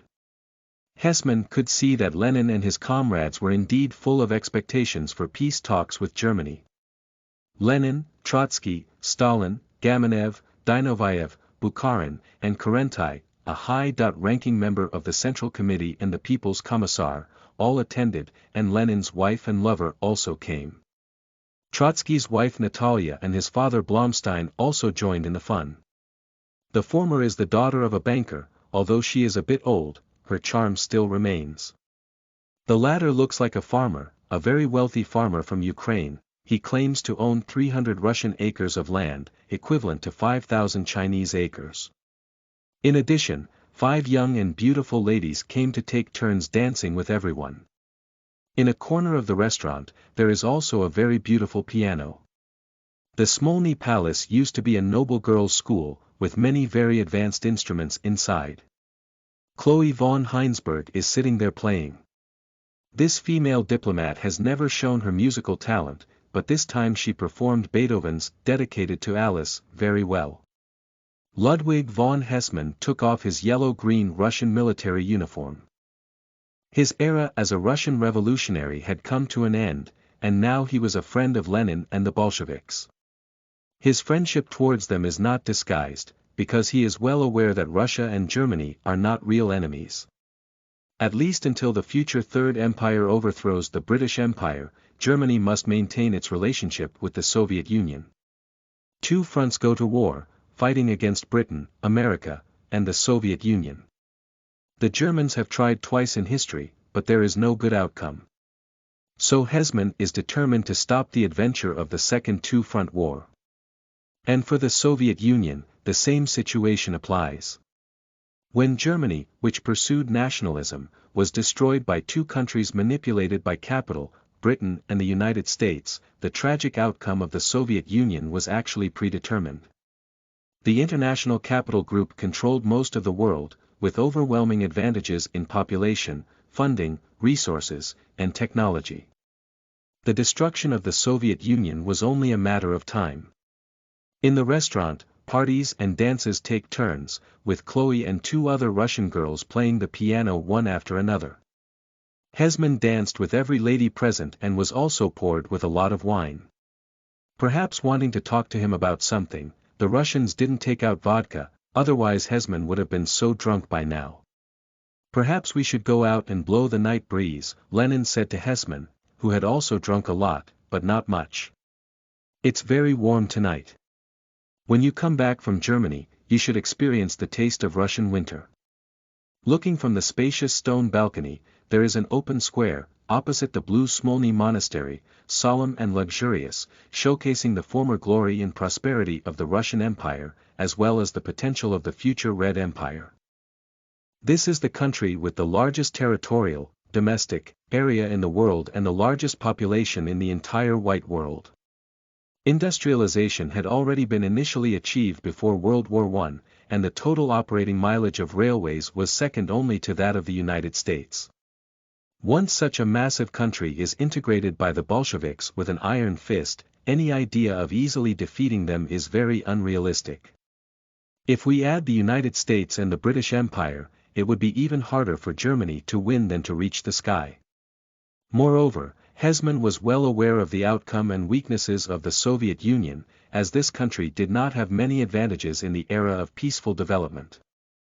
If Germany could replace the United States as the world's ruler, it would not be difficult to dismantle this Red Empire. Ludwig, I know you really want to promote peace. Lenin sat down in a comfortable armchair, his face showing a solemn expression. And I am also willing to promote peace, which is beneficial for both you and me, so I have also offered quite good conditions, which is already our bottom line. The conditions given by Lenin are composed of two parts. Light and dark, with 6 conditions on the surface. 1. Both sides abandon the annexation of the territories occupied during the war and quickly withdraw the occupying forces. 2. Fully restore the political independence lost by people of all countries during the war process. 3. Ensure that ethnic groups that did not gain political independence before the war have the right to self-determination. 4. To legislate the cultural independence and administrative autonomy of various ethnic minorities. 5. Abandon seeking compensation and war expenses from other countries. 6. According to the principles of points 1, 2, 3, and 4, grant colonial autonomy in political independence. Such conditions are certainly deceiving, and perhaps they can be mentioned before the Kerensky offensive. In the current situation, if such conditions are imposed again, it can only be said to be a political incompetence. So the Bolsheviks also offered secret peace talks under 6 conditions. 1. Both sides immediately cease fire and retreat 5 kilometers from their respective front lines. 2. Conduct a referendum on the principle of national self-determination in Russian territories such as Poland, Lithuania, Estonia, Livonia, Livland, and Kurland to decide whether to secede from Russia and establish an independent state. 3. Germany and the Austro-Hungarian Empire shall not annex Russian territories such as Poland, Lithuania, Estonia, Livonia, Livland, Kurland, etc., and shall not make new territorial claims against Russia. 4. The border between Russia, Turkey, and Romania has returned to the pre-war state. 5. Germany and its allies withdraw their troops from Russian territory except for Russian-owned Poland, Lithuania, Estonia, Livonia, Livland, and Kurland. Russia pays Germany 600 tons of gold in a lump sum. Hesman knew that the Bolsheviks still had room for concessions, such as agreeing to the independence of Ukraine and Finland. But this is meaningless for Germany, which will be defeated in more than a year. For Germany today, there are only 2 meaningful things. One is to achieve a draw on the Western Front. When a large number of US troops are about to arrive, Britain and France will definitely fight their lives to resist. With the static warfare of World War I, it is impossible to make a quick decision. We can only procrastinate and create a draw. Of course, this is difficult to achieve. The second is to lay out a plan for the revival after the defeat. If Germany is defeated, the previous treaty signed with Russia will be worthless. For Germany, only benefits that can still be guaranteed after a defeat are meaningful, such as gold that has already been obtained, for example, Germany's interests in Estonia and Latvia. Hesman remembers that the Soviet Union did not annex these 2 small countries located on the Baltic coast until World War II. Hesman thought of this and answered with a very sincere tone, "I understand the concessions made by the Bolsheviks. Considering the tense situation on the Western Front, Germany should restore peace on the Eastern Front as soon as possible. Returning to Berlin, I will do my best to persuade my superiors. If they still want something, I will do my best to suggest that they claim the Tsar's treasure instead of Russian territory. Treasures are easy to say, just like the gold in Kazan. It's normal to lose them in times of chaos, no wonder the Bolsheviks. However, if the territory is lost in large areas, its nature will be completely different." "Well, I know you're our true friend, but unfortunately you're just a captain," Lenin said in a melancholic bass. "If your efforts don't succeed in the end, you're still our friend. I hope you can go back to Russia." At this moment, Lenin stood up, extended his right hand, and shook hands with Hesman. "It's a deal." Hesman felt Lenin's hand grip very strong, as if he couldn't bear to leave. "And I won't come back empty-handed. I will bring cannons, machine guns, and ammunition to your army.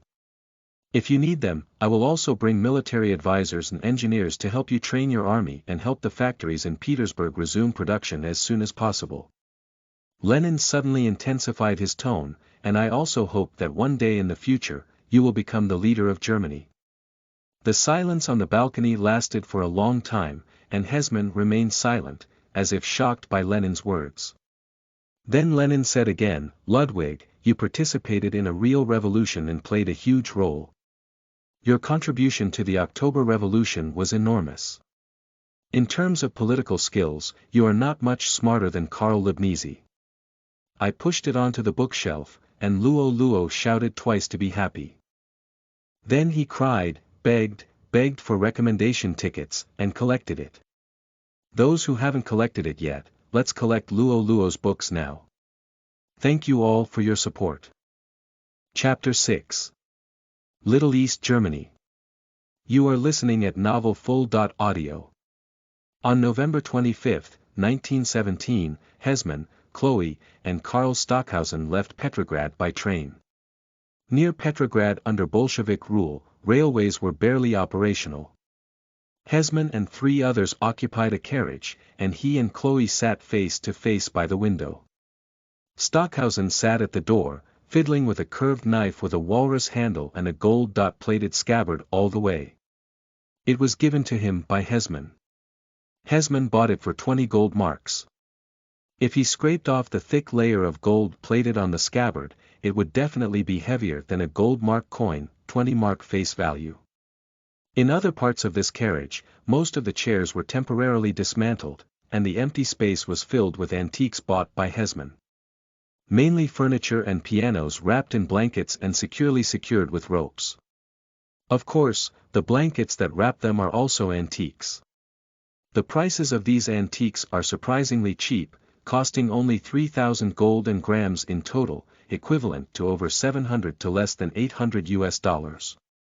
If they are shipped to Zurich, they can be sold for 30 or 40 times the price. In Berlin, there can be a 10 to 20-fold increase. Even after deducting all transportation and tariffs, there will still be quite good profits. Just as Hesman was planning to establish a company specializing in the sale of Russian antiques.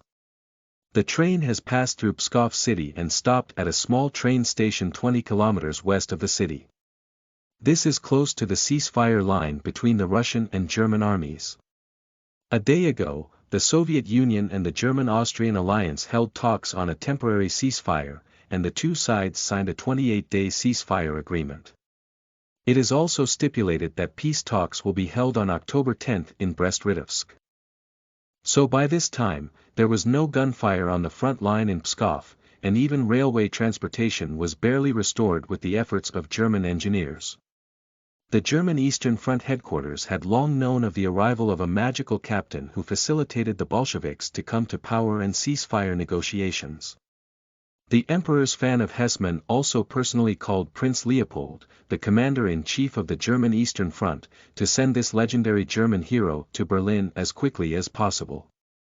Prince Leopold, on the other hand, sent his lieutenant, a serious and thin captain with a naturally bitter melon face, with some consolation items, to meet Hesman at the small station closest to the front line.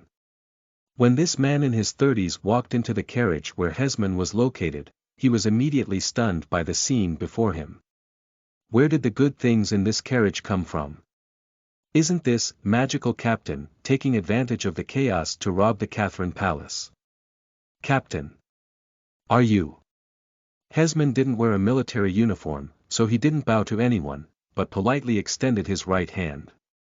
Oh, the captain realized and shook hands with Hesman before introducing himself. I am Captain Franz Halder, the military deputy of His Royal Highness Prince Leopold, Commander-in-Chief of the Eastern Front. Originally the Chief of the Army General Staff of the future Third Empire.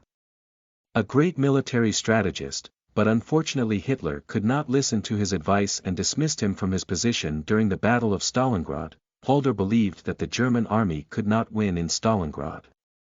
Later, he was also involved in a conspiracy against Hitler and was imprisoned in a concentration camp. After Germany's defeat, he continued to be imprisoned as a war criminal. Hesman thought about Halder's tragic fate of being imprisoned and introduced himself, "Captain, I am Captain Ludwig von Hesman, ordered to return to Berlin from Petrograd." He pointed to Karl and Chloe again, "They are my assistants, Karl Stockhausen and Chloe von Heinsberg." That's all he can say. Hald didn't ask much, but waved outside the car door. Several German soldiers came up with baskets filled with bread, cheese, eggs, and meat, placed them on a carved antique dining table, and then left. "Captain Hesman, I have been ordered to accompany you to Berlin." Halder glanced at the antique furniture and piano inside the carriage. "The Commander-in-Chief of the Eastern Front, His Royal Highness Prince Leopold, has given me an order to send you to Berlin in the shortest possible time. Even with a lot of luggage, it's not a problem." "That's really thoughtful." Hesman gratefully smiled at Hald and then made a gesture of invitation. "Mr. Hald, please sit down. I brought some good coffee, let's have some together. Also, I would like to ask for some advice from you. Mr. Hald, how much do you know about the situation along the Russian Baltic Sea coast?" As the train continued to move forward, Hesman asked about the situation along the Baltic Sea coast. Hald is now the military deputy of the Eastern Front Commander-in-Chief, and should have a better understanding of the Baltic coast than Hesman. Lenin was already prepared to abandon Kurland, Livland, Estonia, Livonia, and Lithuania, which later became the Baltic states. However, as far as Hesman knew, these three countries were not under German rule after World War I, especially in places where the Germans had a considerable foundation such as Kurland, Livland, Estonia, and Livonia. In the end, it seemed that they did not become a small East Germany with an area of over 100,000 square kilometers, but instead became Latvia and Estonia. Where? Hald smiled, "Except for some Estonia, it's basically under control. If it weren't for a ceasefire, we could have entered Petrograd within a week. Mr. Hald, what I'm asking is a political solution." "Politically?" Halderton paused, glanced at Hesman, and then pondered, "A political solution is still brewing. Some German nobles have proposed the idea of establishing a Baltic United Duchy. There really is a plan to establish Little East Germany." Hesman immediately showed an expression of interest. If this Little East Germany can come true, then Germany has another shell that can be utilized. Many things that Germany cannot do can be done by Little East Germany. This is extremely beneficial for breaking the restrictions of the Treaty of Versailles on Germany. Moreover, considering that this Little East Germany located on the Baltic coast is adjacent to the Soviet Union. If the country can maintain close and friendly relations with the Soviet Union, it can definitely become a bridge for cooperation between the Soviet Union and Germany in the future. Of course, in the even more distant future, it could also become a bridgehead for Germany to contain the Soviet Union's westward expansion. So, what are the difficulties in implementing this plan? Hesman asked bluntly. The difficulty lies in the population. Hald picked up the coffee brewed by Chloe himself and took a sip, revealing an unforgettable expression. Population is the biggest issue. Our population, referring to German descent, is ultimately in the minority. Even excluding Lithuania, we are not as many people as Estonians and Latvians in Kurland, Livland, Estonia, and Livonia. How much difference is there? There's a lot of difference. Hald smacked his lips. The maximum German-speaking population there is only a few 100,000, while the population of Estonians and Latvians is nearly 2 million. If our population can reach several 100,000 more, reaching 700,000 or 800,000, then the problem will not be very big. After all, there are also many pro-German people among Estonians and Latvians. I think that when the war ends, we will organize some immigrants to the Baltic Principality. Hald seems to have not realized that Germany is going to lose the war. Hesman frowned and said, hundreds of thousands of Germans.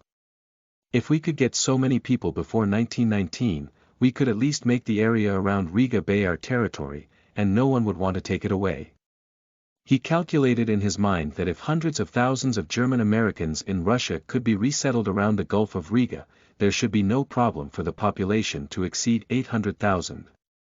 According to a mobilization ratio of 12%, it is possible to equip an armed force of nearly 100,000 people. If this country can be friendly with Soviet Russia again, then there is no need to be afraid of the British interfering. The third watch is presented, and there will be an additional watch tomorrow at midnight. For the sake of how hard Luo Luo works, can we support Luo Luo a little more? Chapter 7. Return to Berlin. You are listening at novelfull.audio. Hesman and Chloe, who returned to Berlin from Petrograd, suddenly experienced a great shock. Because when they walked out of the Friedrichstrasse railway station, they saw a familiar scene. The square of the railway station was full of people demonstrating. Down with war, achieve peace immediately. Long live Germany, Germany will win. Release all political fans and abolish martial law. Shoot the traitor. Long live the German Nationalist Party. On the square, there are two groups of people marching and protesting, one supporting the war and the other opposing it. Chloe tightly grasped Hesman's arm and exclaimed in surprise, "Oh my God, have we traveled through time and space back to Petrograd in April?" Hesman nodded slowly and said in a low voice, "It's a bit similar, but there are also differences. They are unarmed, and whether they support war or want peace, they have no weapons." Chloe's voice remained low, but before the February Revolution, the Russian proletariat was also unarmed. At this moment, a man in his 40s and 50s, leaning on a crutch and wearing a whitewashed old military uniform, walked up to Hesman and others, handed over 2 flyers, and shouted, "For the German motherland." Chloe took the flyer and looked at it, which was printed with bold and black lead. "Long live the German Homeland Party. Resolutely fight to the end. The German Motherland Party." Chloe hesitated for a moment. When was it established? Last month, Huld's voice came from behind Hesman and Chloe. He had just enthusiastically gone to handle the rental warehouse business for Hesman. To store the treasures he had brought from Petersburg. Huld was familiar with this matter, and the headquarters of the Eastern Front had a dedicated warehouse at Berlin railway station to store the spoils of war that officers had returned from the front line. Huld explained, "We support the Motherland Party, which was just established last month to deal with those troublemakers." Hesman knew that this party was a right-wing political party supported by Rudolph in September 1917, with the aim of supporting the military-led government and continuing the war to the end. This party did not exist for a long time, but it developed rapidly. By September 1918, it even surpassed the old German Socialist Party to become the largest party in Germany. In a sense, what the National Socialist Workers' Party inherits is its mantle. Ludwig, Captain Ludwig von Hesman. At this moment, Hesman suddenly heard someone shouting his name. He followed the sound and saw that it was Caislin. He was wearing military uniform, and behind him was a carriage with military markings. "Huh, Albert, you have indeed become a major." Hesman walked up quickly and burst out laughing when he saw that Caislin had already been promoted to the rank of major. "Congratulations, Albert. This is all thanks to your blessings. By the way, Ludwig, the order to promote you to become a major has come down, and we also need to give you a medal." Hesman and Caislin, 2 big men, hugged in public, and Caislin said, "Guess what medal it is? Is it a first-class Iron Cross medal?" "How could that be? I would have received a first-class Iron Cross," Caislin said in an envious tone. "You will definitely receive a better medal. Because you are now a legendary figure, and even His Majesty knows your deeds. I think you will become a marshal in the future. You can do it too." Hesman replied with a smile, "I firmly believe in that. This prophecy has been proven by history, and Kesselin is indeed a military genius, skilled in commanding both the army and air force. Albert, let me introduce you. This is Captain Franz Halder, the military deputy of Prince Leopold, the commander-in-chief of the Eastern Front.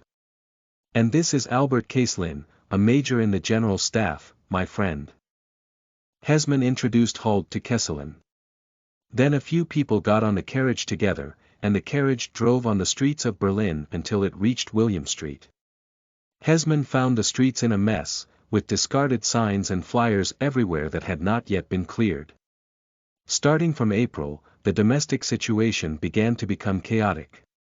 Catherine stayed in Berlin, witnessing the gradual disintegration of social order and the approaching tide of revolution. The situation is getting worse.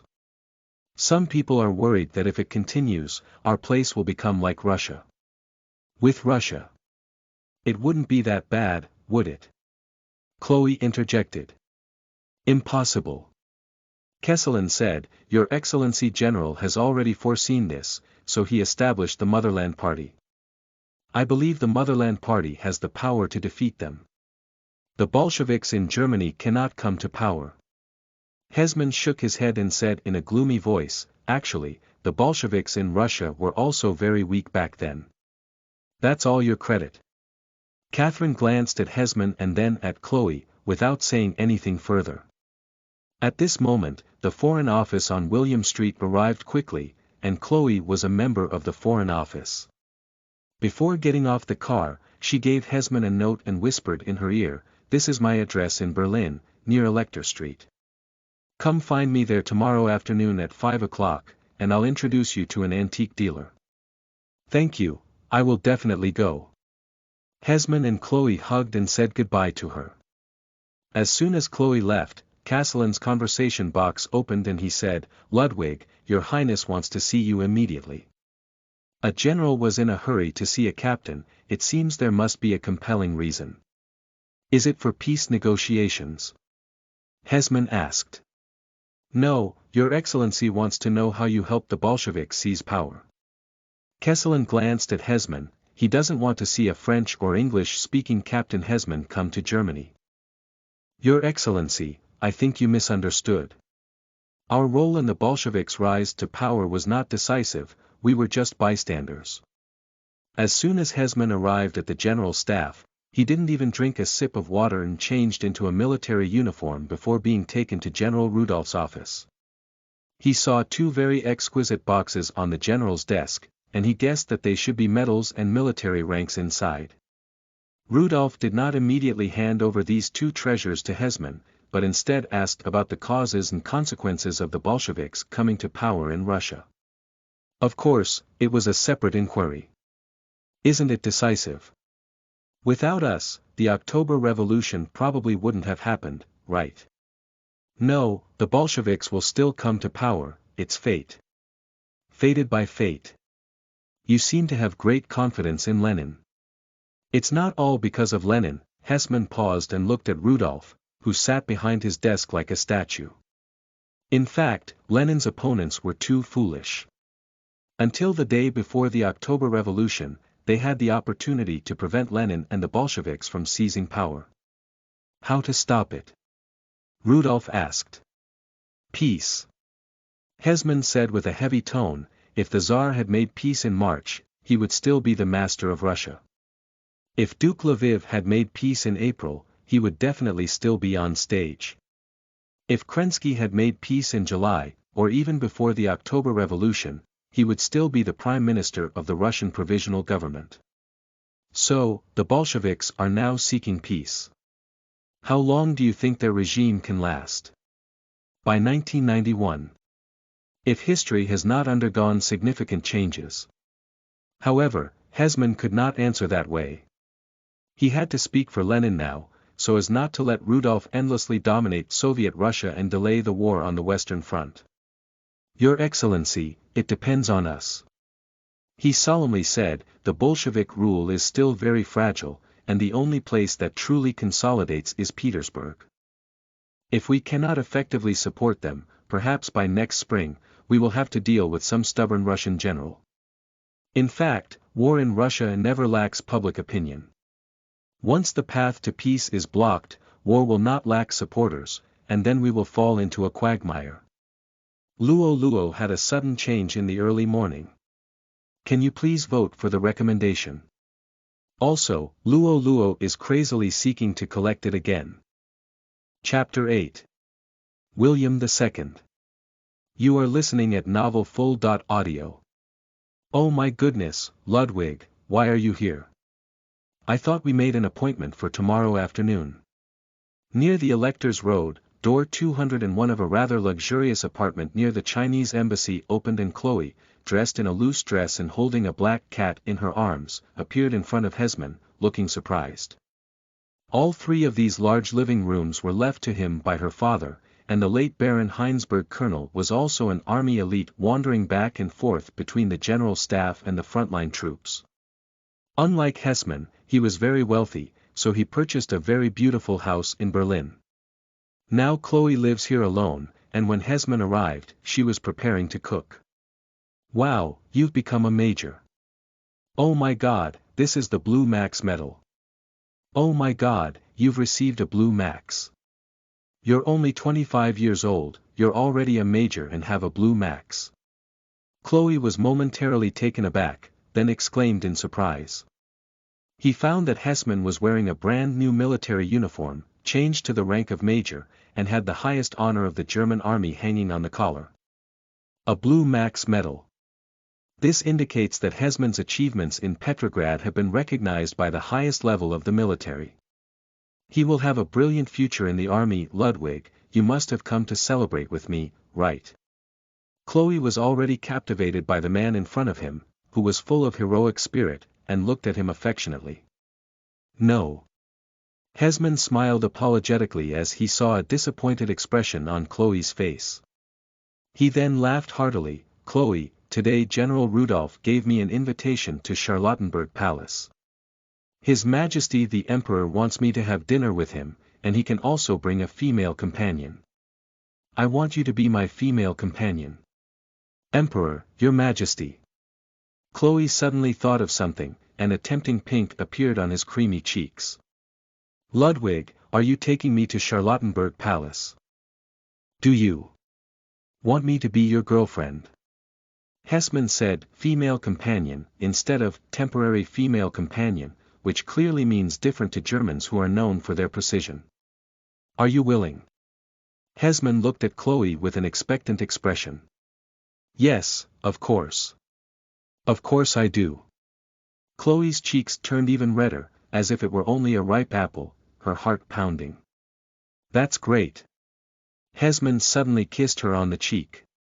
Her face was very smooth and fragrant, it should be the function of perfume, like cream. After spending several months with Chloe, Hesman felt that he couldn't do without this beautiful and considerate woman. In fact, Chloe's performance was the result of long-term aristocratic education. In the circle of the German Empire aristocracy dominated by chauvinism in the early 20th century, feminism was basically non-existent, and women like Chloe were the most common. In addition, Chloe's admiration for Hesman is also related to her education. Women like her greatly admire Hesman, a soldier who made contributions to Germany. A young major wearing the Blue Max medal is definitely more attractive to her than a millionaire from the United States. Ludwig, please sit down for a while, I'll go change clothes and come later. Chloe blushed and ran into her bedroom like a cigarette. When she reappeared, she had already put on a tight blue silk dress, with her long neck and half-snow-white round shoulders exposed. She still had a mink coat shining like silk on her arm. How's it going? Chloe asked, is this okay with me? Of course, you look very beautiful. Hesman looked at the woman in front of him, who was indeed a rare beauty. Whether it's face, physique, or temperament, they are all top-notch. It seems that after playing a hard game on themselves, the heavens have begun to bring some good luck. I don't know what dinner with the Emperor tonight will bring me. Hesman and Chloe called a taxi on William Street and headed towards Charlottenburg Palace. On the way, they saw a worrying scene again. Hundreds of elderly men wearing inferior clothes were queuing up with tattered anti-war signs, shouting in unison, "Peace, war is a conspiracy of Jewish capitalists." Several lackluster Berlin police officers scattered around the parade to act with them, responsible for monitoring this relatively peaceful demonstration. "Why did you mention Jews again?" Hesman felt a bit strange. In his impression, Jews have always been accused of being the culprits who brought down the Second Empire. "Why have you become a supporter of war again now?"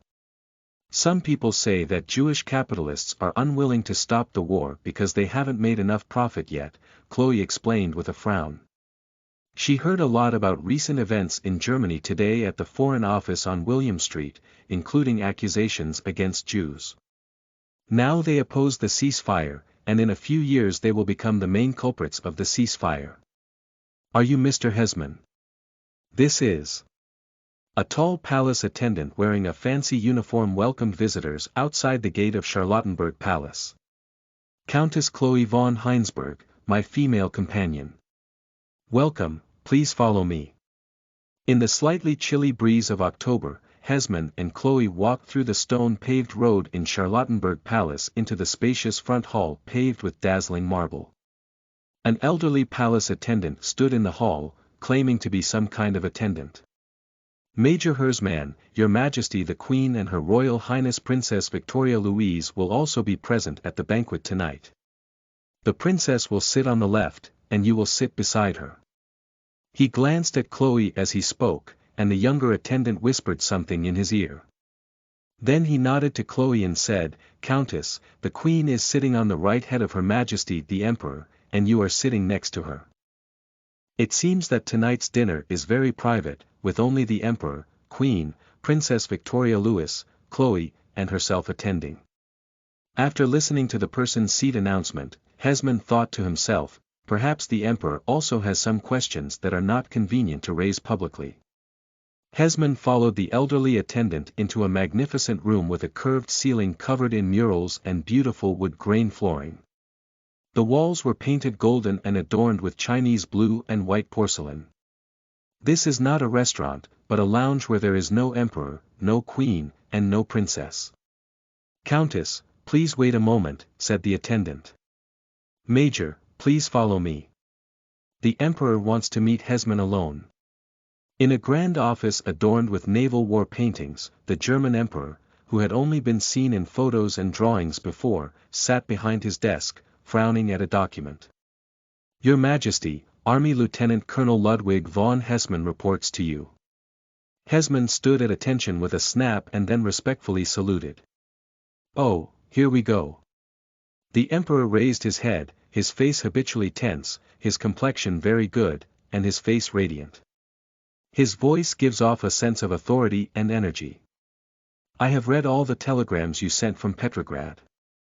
It is obvious that you are a hero, a remarkable hero. If our empire had more people like you, victory would not have been so difficult." The emperor is still hoping for victory.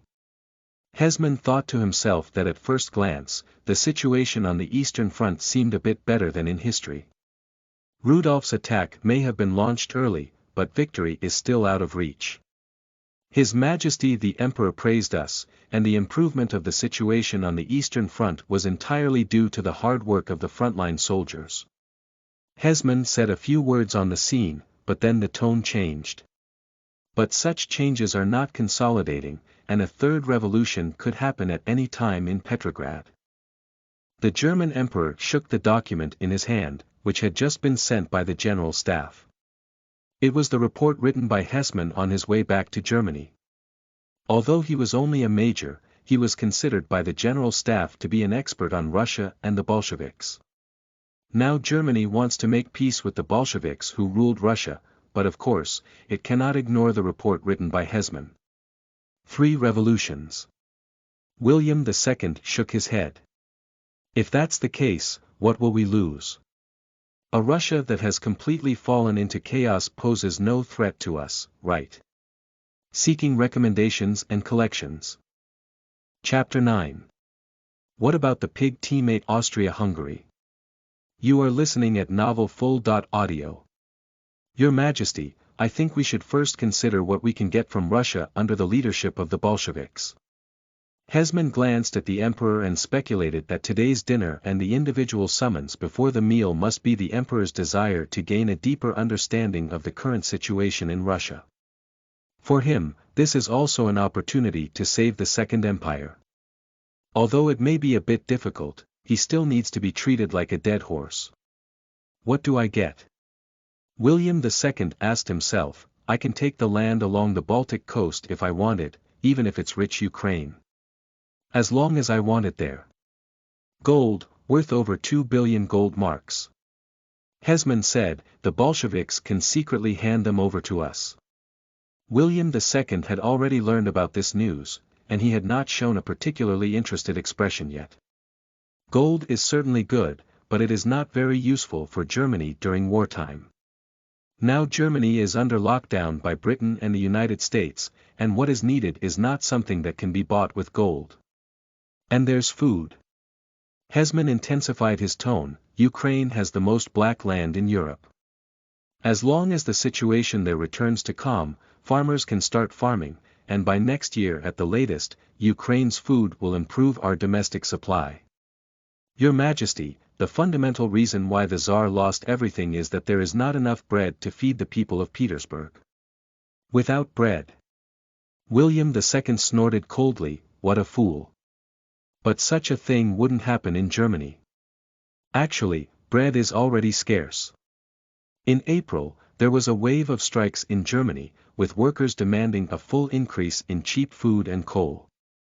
In July, there were food riots and strikes in cities such as Aalen, Hindenburg, and Leipzig. The difficulties faced by the Austro-Hungarian Empire and Turkey are more serious than those faced by Germany. Sire, what about the Austro-Hungarian Empire and Turkey Empire? Do they have enough bread? What if the Austro-Hungarian Empire and Turkey disintegrate? What should we do? Revolution is an infectious disease in Europe. If there were problems with Austria Hungary, the German Empire would probably not be spared. Hesman said slowly, word by word, My Majesty, we should not overlook the fact that the German Empire cannot fight alone, and our security depends on its ally, the Austro-Hungarian Empire. This Austro-Hungarian Empire is far more fragile than the German Empire, and its ethnic issues are likely to become fatal in the face of deteriorating domestic supply. If revolution occurs widely within the territory of the Austro-Hungarian Empire, then we will also face the misfortune of defeat. In fact, the rapid collapse of the Allied powers in World War I began with the disintegration of the Austro-Hungarian Empire. In September and October 1918, the struggling Austro-Hungarian Empire was swept by revolutionary waves, and many areas within its borders declared independence. On October 14, the last monarch of the Austro-Hungarian Empire, Karl I, who was struggling both domestically and internationally, announced his acceptance of the 14-point agreement, a peace condition proposed by U.S. President Woodrow Johnson. On October 28, Czech Republic, an important component of the Austro-Hungarian Empire, declared independence. On October 31, Hungary also declared independence. The vast empire crumbles and crumbles. The collapse of Austria Hungary also meant that the German Empire lost an ally with strong industrial strength, a population of 52 million, vast land, and millions of troops. Even if the combat effectiveness of the Austro-Hungarian army was not satisfactory, it was an indispensable comrade in arms for the German Empire in the autumn of 1918. Without Austria-Hungary, the defeat of the German Empire was inevitable. The November Revolution in Germany actually occurred only when the defeat was already determined.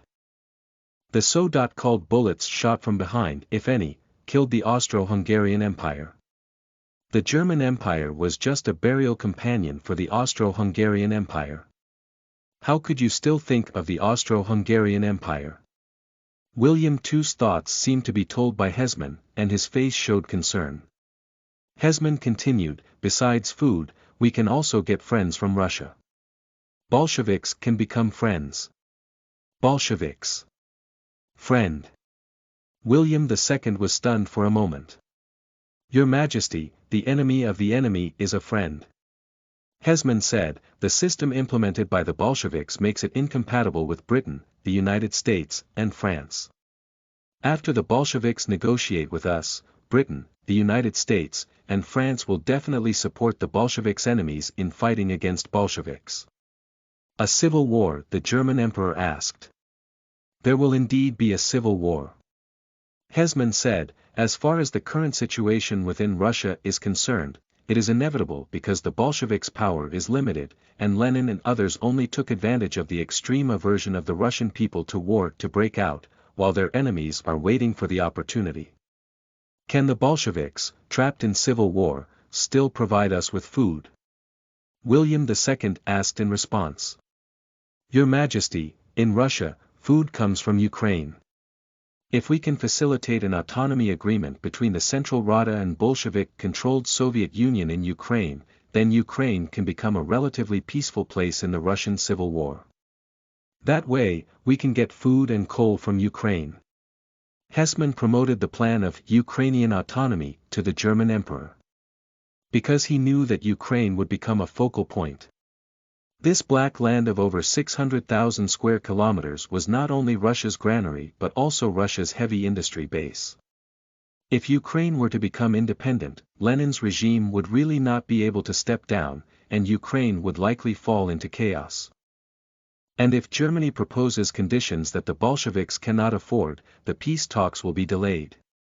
Germany even needs to launch a new attack on the Eastern Front to force the Bolsheviks to surrender, which will delay the operation on the Western Front. And time is extremely precious for Germany.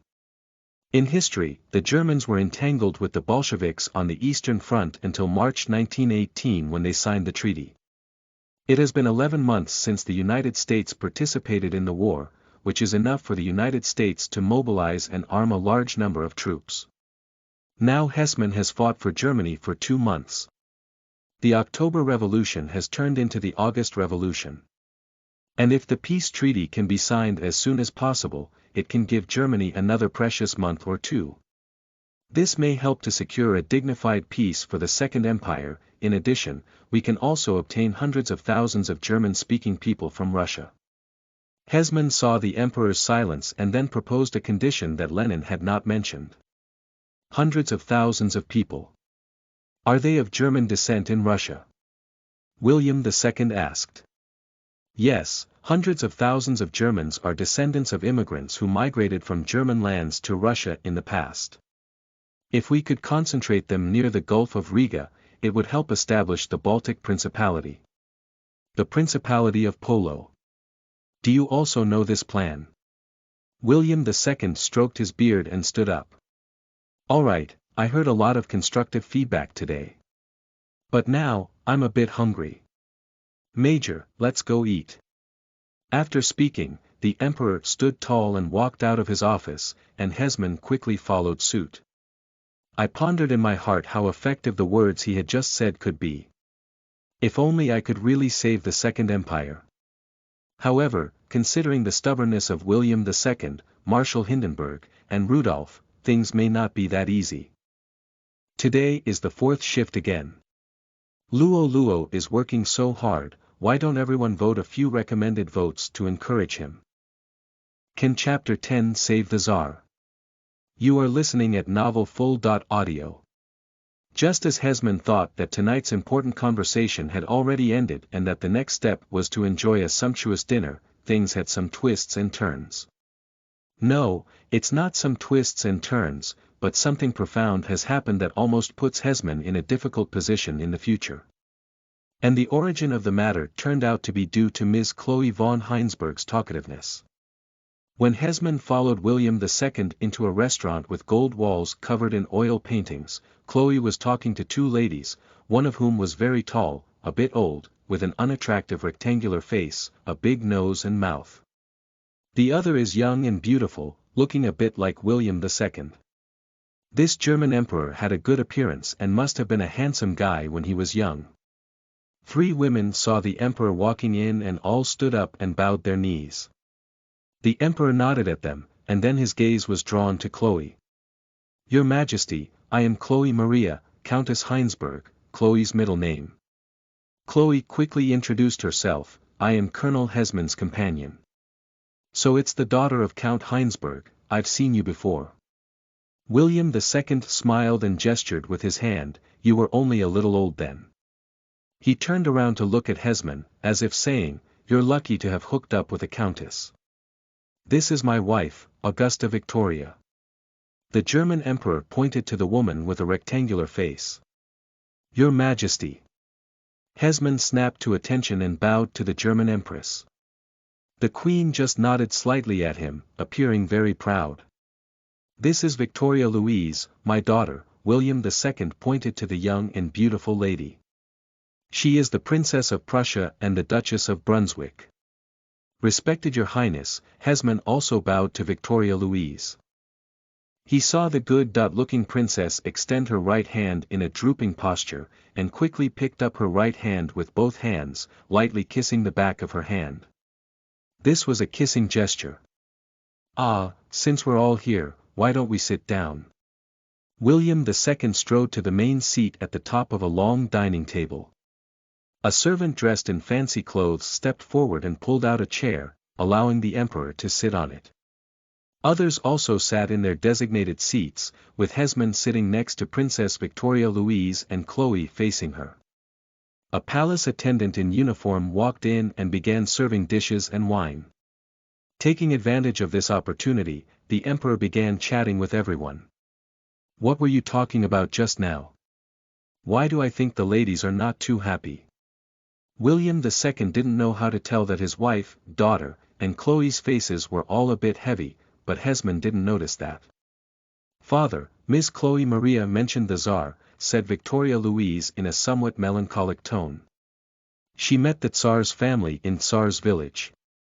This princess has also met the Tsar's family, and when she got married in 1913, she had a good impression of them. And the Tsar's Empress Alexandra Fyodorovna was also the princess's cousin. She was the granddaughter of Queen Victoria of England, and William II was Queen Victoria's grandson, still the eldest grandson. If Victoria wasn't so able to have children, William II's mother might be Victoria II, and William II would be the King of England. Have you ever seen Nicholas? William II frowned and looked at Chloe. How is he? Is he very melancholic? I can't tell, because I've only seen them from a distance, Chloe said, but looked at Hesman with apologetic eyes. She had already mentioned this to Hesman. During Hesman's departure from the Tsar's village, Chloe had seen the Tsar's family more than once and knew that their situation was very difficult and dangerous. Out of respect for the royal bloodline, she once requested Hesman to try to rescue the Tsar, but was firmly refused. Far away. William II was stunned. Are all their families prisoners? It is normal for the Tsar and Empress to be placed under house arrest. Are they the criminals of Russia? But the 4 Grand Duchess, daughters of the Tsar, and Crown Prince Alexei are innocent, they are still children. They may die. Victoria Louise answered in a sympathetic tone for Chloe. Chloe Maria said. Their whole family could be executed. All. The whole family will be executed. William II looked at Hesman, will there be such a thing? Hesman fell silent for a moment and nodded, I think so. The soldiers guarding them were full of hostility towards them. In fact, the entire proletariat in Petrograd was full of hostility towards them. Even the British government was unwilling to accept the Tsar's family's request for asylum in exile. What? Britain refuses. William II couldn't believe it. Is this true? It's a rumor, but it should have considerable credibility, Hesman said. In fact, the leaders of the Russian provisional government don't want to make things difficult for the Tsar family, but they don't have much real power. The Tsar family has always been under the control of the Petrograd garrison, which is controlled by the Soldiers' Committee and not commanded by the provisional government. So now, the German emperor seemed to have developed an interest in the Nicholas II family. The British don't want a Tsar because they have no vision. William II believed that his vision was very good. Now they were sent to Tobolsk in Siberia before the August Revolution, and Kerensky was worried that leaving the Tsar in Petrograd might fall into the hands of the Bolsheviks. Hesman pondered, but now their family is still prisoners of Bolsheviks. It's really scary. Victoria Louise stuck out her tongue. Will the Bolsheviks kill them? Well, it's hard to say. Hesman knew about the tragic fate of the Nicholas II family in history, but he didn't want to save them. In Lenin's original intention, he did not want to harm the entire Tsar family, and all the temporary government officials arrested during the August Revolution were also released. However, the Bolsheviks firmly controlled only Petrograd, while most of the other regions Soviets had complex components and all kinds of people. So Nicholas II's family is in the hands of a group of anarchists. William II thought for a moment, can we save them? I think the Tsar is still useful, isn't he? He's at least a good collateral. Of course I can. In history, William II wanted Ukraine, and even Comrade Lenin dared not refuse. What else could a Tsar have to bear? Anyway, Germany is about to take a desperate gamble on the Western Front and will not have any branches on the Eastern Front. But what are you doing here? William II's own imperial throne is almost gone, and he still has the ability to restore Nicholas II. Your Majesty, of course we can demand that the Bolsheviks treat the Tsar's family well, that's no problem, Hesman said slowly. However, sending Nicholas II to reside in Germany may cause them great concerns. Worried that I support the restoration of Nicholas II? William II asked. Yes, My Majesty, Hesman said, although this is impossible. Because if we support Nicholas II, Britain, France, and the United States may support Lenin. And most Russians are anti-German, and Lenin and Bolsheviks are a few more pro-German Russians. Lenin is indeed pro-German. There is no doubt about this. Hesman had heard Lenin say in public more than once, we must learn from Prussia. To learn from Prussia's rigorous and diligent spirit. No, I won't support the restoration of Nicholas II right now. As William II spoke, the waiter served a plate of grilled lamb tenderloin, which was delicious and very attractive. The emperor picked up a quickly sharpened small knife and began cutting the lamb. Russia now is a piece of raw lamb, and even if you cut a piece of meat, it's not easy to swallow. But the future is not certain, so I need to hold the knife in my hand first so that when the time is right, I can quickly make a move. Colonel Hesman, do you understand what I mean? If you were still the German emperor by then. Hesman thought gloomily, but it wouldn't be useless to really bring the Tsar's family over. At least they can be used as a bargaining chip after Germany's defeat. If Britain, France, and the United States want to intervene more strongly in the Russian Civil War, it is still necessary to use a Tsar to unite various white armies, right? At this thought, Hesman snapped to attention and said, Your Majesty, I will try my best to bring Nicholas II and his family to Berlin. Seeking collection, seeking recommendation. This is Luo Luo's fourth watch. Do you still have any tickets?